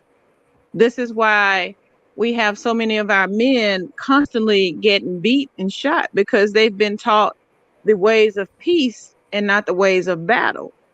But as far as that particular conversation, as to why is it, this is such an interest right now. No, I haven't had that conversation. It's just more, the conversation has been more along, why do they think that Black people are going to riot? And that was my answer. Gotcha. Okay. Well, thank you. Mm-hmm.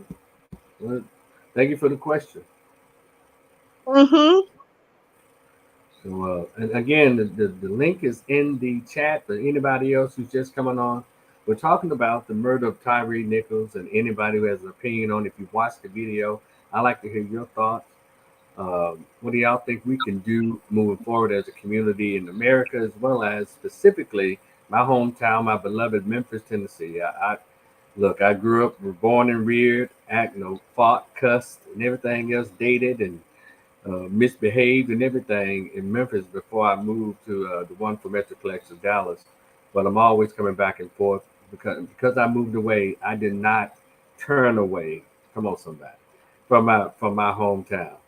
And so this is just another for me, another episode in the life of Memphis, and it shouldn't be like that. Memphis is a majority Black city. You mean out of 480,000 or 500,000 Blacks, we can't get 100,000 to get on the same page? That to me is a problem. We are on the same page when it comes to fried chicken and the Grizzlies and the Tiger basketball. What the hell are you talking about? Yeah. Yeah, I'm talking the same page when it comes to the picking these elected officials, the school board, the economics.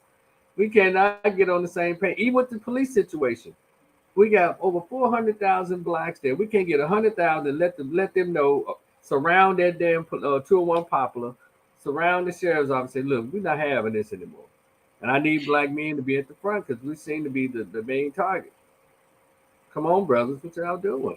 And Memphis got enough brothers. We can get 10,000 brothers in Memphis to come on, let's do this. Let Go ahead. Go ahead. I just thought this was funny. And Mary, you may have seen this. So recently, for whatever reason, the Hebrew Israelites, they've been out. They was out Mhm. last year and they've been out currently, and they was on out at the bridge Friday night, and you know, kind of had some words with some other brothers because of some stuff they were saying. But they were purple and gold. And Yes. so somebody had taken a picture of them and posted it on Facebook and said something about these are not cute dogs and something. But Yeah. I just thought it was so funny. But I mean, they're out and they have the, you know, little megaphone or the speaker, you know, doing Yeah. what they do. But yeah, they've been out and about, and they was out there Friday night with the other people. But I just thought that was funny. Somebody was saying these are not cute dogs. Yeah. They have their own agenda, and I think someone mentioned earlier. Uh, no, that I appreciate the group. I appreciate all of the various what's called segregated sex. However, they showed up at least 3,000 around in front of the Barclays Center in there um, in New York for Kyrie Irving. And then remember that video about 3 years ago or 4 years ago when it had at least 2,000, 3,000 of them in a whole row, a line of them when they were outside somewhere showing that there's a large number of them. Downtown Memphis on Second. They were And downtown Memphis on Second. it'll be great if those 5,000 guys patrolled some schools and patrolled some neighborhoods. Don't just show us you got all those dudes. Then I'm asking, what the hell y'all do with those numbers? Yeah, they need to take that energy and repurpose it into Mhm. something more practical. Because yeah, they could really be supporting some things in the community, definitely. Because I'm kind of over them standing on the corner saying, "You lost, black man. You're Hebrew. You're Jew. Come on." I'm tired of those debates. I'm over it. Okay, got it. Now it's 5,000 y'all. How come y'all not patrolling some of these neighborhoods from 10 to 6 in the morning? How come some of y'all are not at these city council meetings, these school board meetings, and giving those people holy hell? Instead of giving people holy hell, they're walking past you and your uh, cadre of signs and got that dude reading all them verses for you. Turn over to Lucifer for me, brother. Okay, he said it, blah blah. And then damn all that. I'm done with the debates, the street debates. Use your numbers for good. That's my thing. It's the same when I say about the Black Greek-led organizations. Y'all love to brag about your numbers, the Divine Nine, but those numbers have not really been conducive to the progress of us as a whole. And yes, I've said I don't think Black Greeks are black people, but they can make me out a liar. My stuff is not instant stone. You make me out a liar because they're the ones who've always held the leadership positions, appointments, and elected official positions. And yet we see how it benefits them as individuals, but we don't see how they're really playing their role as the talented 10. Because you took on the role, you're part of talented 10, but it's just talented me. And that's not even what that little, even what W.B. Du Bois meant. He meant, hey, y'all have I've given you the assignment to lead, but we believe that those who are less than 90% unto the promised land, economic and educational. They failed. Black Greeks, y'all failed. A lot of y'all are cool. We cool, but your organizations have failed. And so, as relates to being the talented 10. You know, and so I started a new podcast earlier with some people. I think I mentioned that, and then back to my earlier point about the black preachers, and the Divine Nine came up in the conversation too, and the same with them. Those organizations, they do their community service and scholarships and things like that. But as far as just taking a stand against these systematic Mm-hmm. challenges that they don't do that type of work. So them, just like with the ministers, with the black churches. A lot of people feel like, well, that's why people say they're not doing anything, because they don't see them standing up and challenging White the supremacy. system. Yeah, Mhm. yeah. Exactly. So and then people say it's a lot of silos in Memphis, but I know that they're all over the country. But like I said, they'll do their scholarship funds and things like that, and their support in silos. But something that's just a brick, a big brush, a broad sweep that really, something that could just impact the entire community. Hmm. People just don't see that with them. And it's really, yeah, and you can go on and on about that. Hopefully, one day I can get down and sit down and talk with them, and they can tell me when have you, other than trying to get a Democratic candidate elected, when have y'all come out in numbers, other than trying to get a show taken off the air that you thought made sorority chicks look like drunk single mothers? Can you, you know, but anyway, Well, you have to remember they weren't actively involved in civil rights back in the day. So they were the integrationists. They were the ones who was pushing it. they have a different agenda. Yeah, integration and getting good jobs in the system. So They look down And on that's those and of us that's that don't have. fine. That's fine if you're gonna help everybody do that. yeah, not just you have to belong to the organization in order to get that courtesy. And that's the problem. I don't mind people being affiliated with anything, but if you claiming black in these rooms, that it's almost like you know, I guess claim black when it's convenient. And that bothers me. I'm under the scholars. Dr. John Henry Clark, Dr. Francis Cress, Brother Neely Fuller, Dr. Julia Hare, and Sister Lenora S. Weems, Africana womanism, the real stuff. That's the school of thought I come from, and they're all inclusive of all of us, not just a of us. And so, and people don't seem to understand that. Maybe I shouldn't be so we about us and be more me. I probably have more zeros in my damn account instead of negative zeros. Because when you carry it, doggone it, you don't make any money. You have to be one of those takers out there that can. I don't know. So thing is, it's too many of us for this stuff to be going on. It's just too many.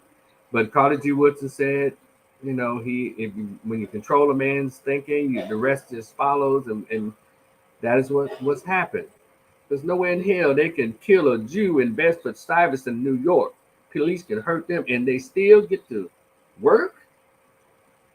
Those Jews actually get violent. And also, if we kill somebody, we going to jail that same day. Exactly. You don't get to have a week off to pack your clothes and to get your affairs in order. No, they snatching you right there, whatever you got on. And so again, it's too many of us in the city of Memphis. Too many. Memphis is one of the most unique cities on the planet. It's too much coolness that goes on. Go ahead, bro. Yeah, I was just thinking so. But if I do ever have to go to jail for something, come put some hair grease on the books for me so I can hook some heads up in in jail. Because they're gonna be waiting on you. If you can I have braid, I have all the cigarettes. Have my little cell all nice and. You know yeah. what? I have to insert this comic relief because I posted that picture of Blue from All the Queen's Men, but I was talking to somebody and said, she looked like Chief Davis, and man, Those were two different people. yeah. And some I people didn't. were saying Chief Davis. Somebody said she got a reality show. Those are two different people. I had no idea. So Eva, the supermodel, she has this show. Yeah. She owns a male strip club on BET called Hmm. All the Queen's Men. It's a TV show, and Blue is her right hand woman, but she's openly gay on the show, but she's like her bodyguard security, helps her with with stuff. And yeah, they got that part on the side, hair slick back. Yeah, she and Chief Davis. Yeah, that's two different people. But I just had to interject some comic relief because this is some for real stuff that we are going through over and over and over again.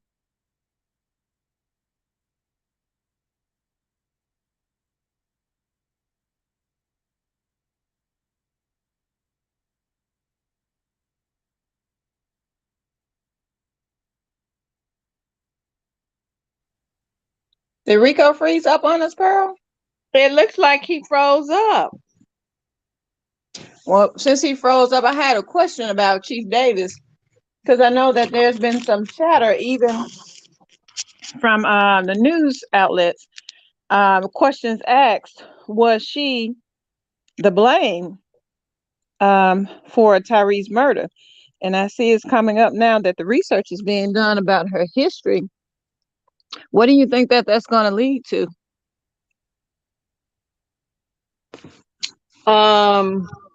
It depends on the purpose of the research. So if they're trying to identify patterns where her leadership has been effective, if they're trying to identify patterns where she has established units like the Scorpion unit previously, what was the track record? Were there any issues with other units that she put together like this? So I guess that's what they're trying to do, is trying to see if there are things in her past that they could connect with how she's with her current leadership. But this is what I think that she's over a department whereby a lot of people here did not want her to get the job.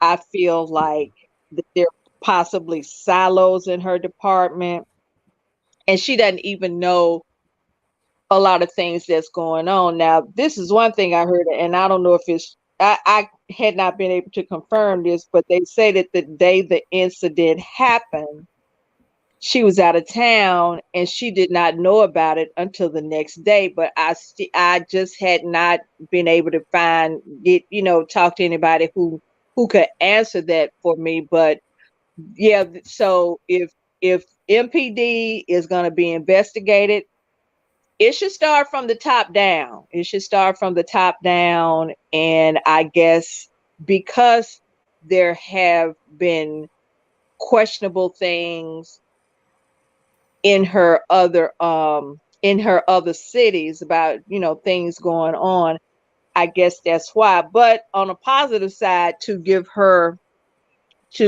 credit, she has been the president of the National Black Policemen's Association. And so I just don't think she would have that position if she didn't have if there weren't certain things about her that within those circles that were valued and looked up to. So I think when it comes to certain things, she does have the background and the credibility where she's looked up to in her industry. But yeah, she got some spots on her resume, and that's probably why they looking over her past with that fine tooth comb to see if there's a pattern with some. I'm gonna say there was a rogue unit with a pattern with some other rogue units. Okay. We got a new person up here, Pancho. What's that? Mulangini. Mulongeni. Mulangini. And okay. How So you doing? I'm doing fine. How are y'all doing? I'm all right. So where you calling from? Oh, well, I'm calling you from the center of the world. Well, that's what they think they are, in the center of the world, London, because we are GMT, so that's the center of the world. GMT, London. But I'm from Namibia, so that's where the name Mulongeni comes from. Okay. So, what are your thoughts on the conversation you've heard? What I open up with the murder Mm, of Tyrese Nichols by no, I police? just want to give you all the credit for having such an inclusive conversation. I think it's not often that you see people being able to speak about this really difficult moment without lashing out um, without how do you say um, turning to sort of you know using language that very easily would make many people feel left out. For example, as you can see, I am she they. Many people have said, oh, we need to keep on fighting racism because lots of other groups like LGBT, they've got they jumped onto the bandwagon, or they shoehorned themselves into the whole civil rights thing. And the only reason why this violence is still happening is that we haven't managed in the US, I guess, yeah, in the US, to eliminate it. And a lot of people turn to that, so they say we should have gotten rid of this long ago. And you've had a very high level discussion, so I just want to commend you that it's been inclusive, and it's been one that it has very intellectual. I really commend you for that. Well, I appreciate you coming on and just listening and see what we have to say. And so, you say you're from Namibia? Yeah, I'm from Namibia, so I'm actually from London is an international city, yeah, and I'm from Namibia. I'm also Bulgarian, so my last name is Namibian, and my first name is Bulgarian. Yeah, I saw um, it because I saw your picture. I said, okay, I thought you probably looked like you could be like Hispanic or something. I know it's coincidental. No, my name is Bulgarian, but I do Okay, speak Spanish as well, but that's just the language I learned. okay. Well, I Yeah. appreciate you, man. She, they, or how, Oh, lady, yeah, I appreciate you, ma'am. Yeah. No, yeah. the only thing I wanted to ask was why is it that the people who ended up beating him themselves were black men, and that's the most disturbing thing about this whole case. Well, they were saying that because he ran or he resisted or what have you, but for us it doesn't make a difference if they were black cops or white cops because it's all about that blue system, blue wall of Right, silence. And so they have the same mindset. It's something about their uniform. right. And so I want people to know that they think there should not be a racist issue because the cops were black. It's still just as Mm, racist because they have the racist mindset. And that self hatred is a right. real thing. So yeah, it happened. It Absolutely. shouldn't have happened, but it's a long standing sense of arrogance and entitlement on behalf of police officers that they believe that hey, won't nothing happen to us if we beat this black dude, which has been the case for Mm, so long. They get minimum sentences in jail. They don't lose any pensions and all that, and 401ks or any of that. So they feel kind of comfortable. We need to not make them feel so comfortable with beating and murdering people because you're pulling them over at a traffic stop, or even if they ran from you, if they resisted. They Every race, every group, every gender has run away from the cops, has resisted the police, and none of them have mm. ended up murdered or beat to death, except for black men. Yeah, So it's awful. that's what that's about.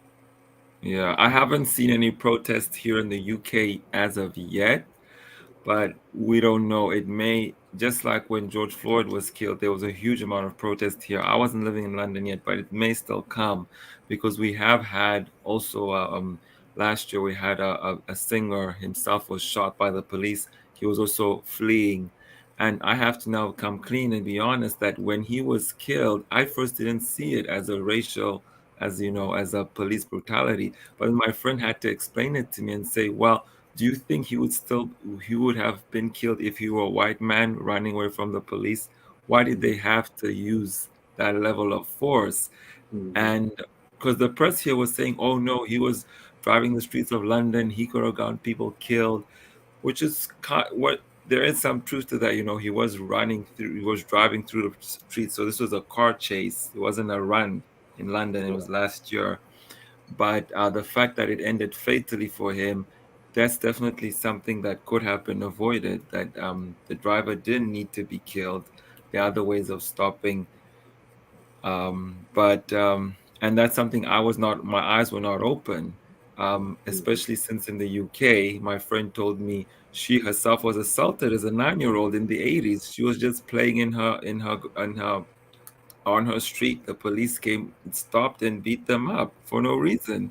So there's this history across the Atlantic, or I guess across the world, needs to, it's a common history, and the police, really need to be. We have to rethink this institution. Yeah. Okay, great. So, Pancho, I hi, this is appreciate Mary Max.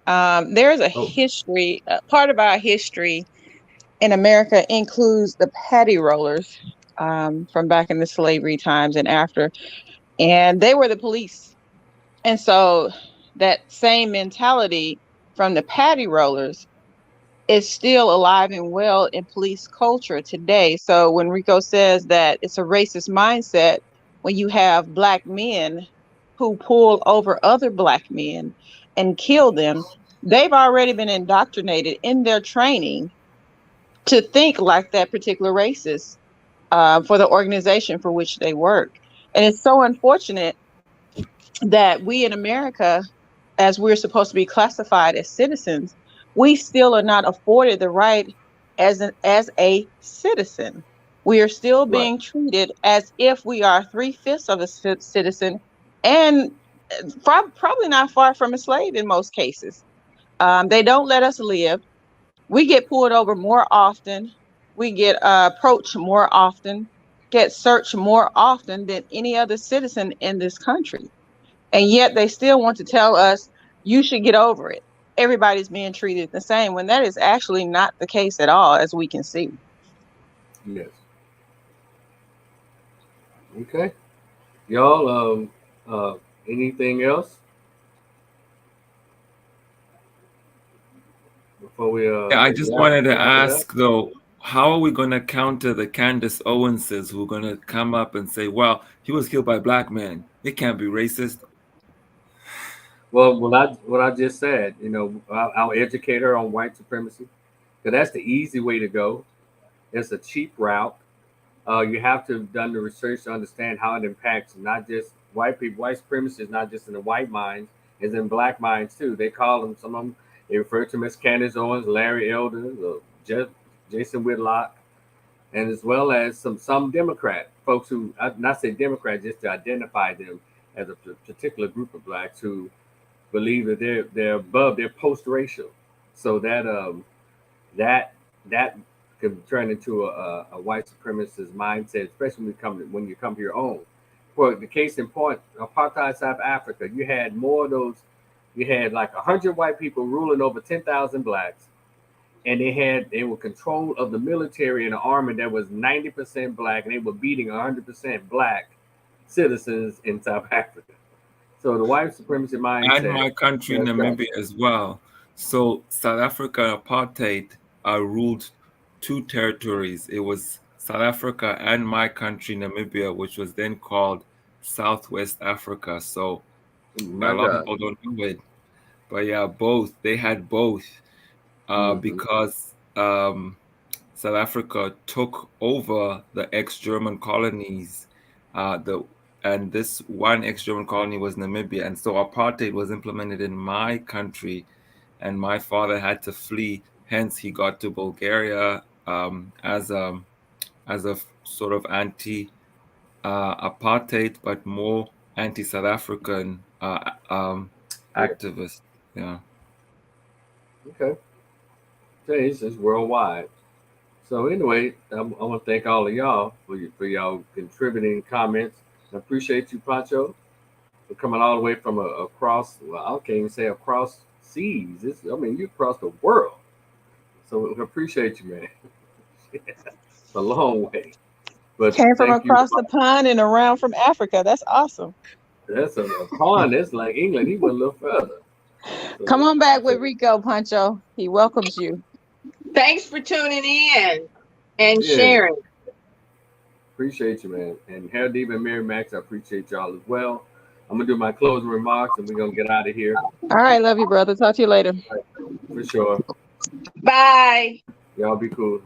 Bye, Pearl. Bye. Bye, Harold Diva. So those of you who came in, I appreciate you so much. And we touched on a lot of topics. Those of you who called in, those of you who listened, I appreciate you. Rico the Opinionist, the podcast is going to continue. I'll let y'all know when I feel like talking again, and that's going to be very soon. And this issue of the murder of this young brother, and I want to send my prayers and condolences out to his folks, his family, his brother. And it's interesting. Oh dang! One thing that came to mind when his brother said he hopes that they die. He hopes that the people murdered his brother would die.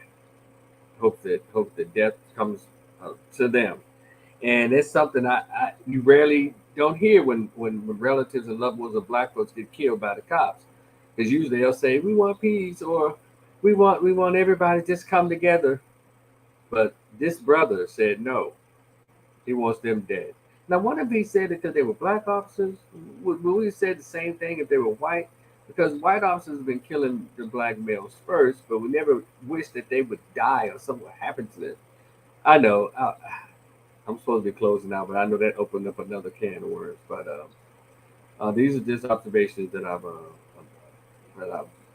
observed, I guess, over the past few days. And hit that Cash App on your way out the door. I appreciate you. If you like the link to the short story, well, hit the Cash App and send me an email address with the Cash App. I can see a copy of my short story. It's called "The Greatest Pain Ever Felt." Conversation with absent biological fathers who dared to be found or who never wanted to be found. I'm trying to remember my own damn title. And let's keep the spirit of this whole Tyree Nichols thing alive. And again, black men and Memphis, I'm going to challenge you. We're going to have to do something to show them that we're not taking this anymore. Politically, economically, educationally. And I'll come back and talk about what black men need to be doing, how we should be thinking in 2023. Because a lot of us are still thinking like 80s or 90s. And I'm talking about the 30 guys who are 30 and 40 years old. Let's see. What you say, Mary? Mary? He probably said it because they killed his brother. Too bad more families don't say that out loud. That's what I was thinking. I was thinking the same thing. I don't understand why other families don't say that. Maybe they have these spokespersons or these attorneys say don't say that because it may kill your chances in the civil lawsuit.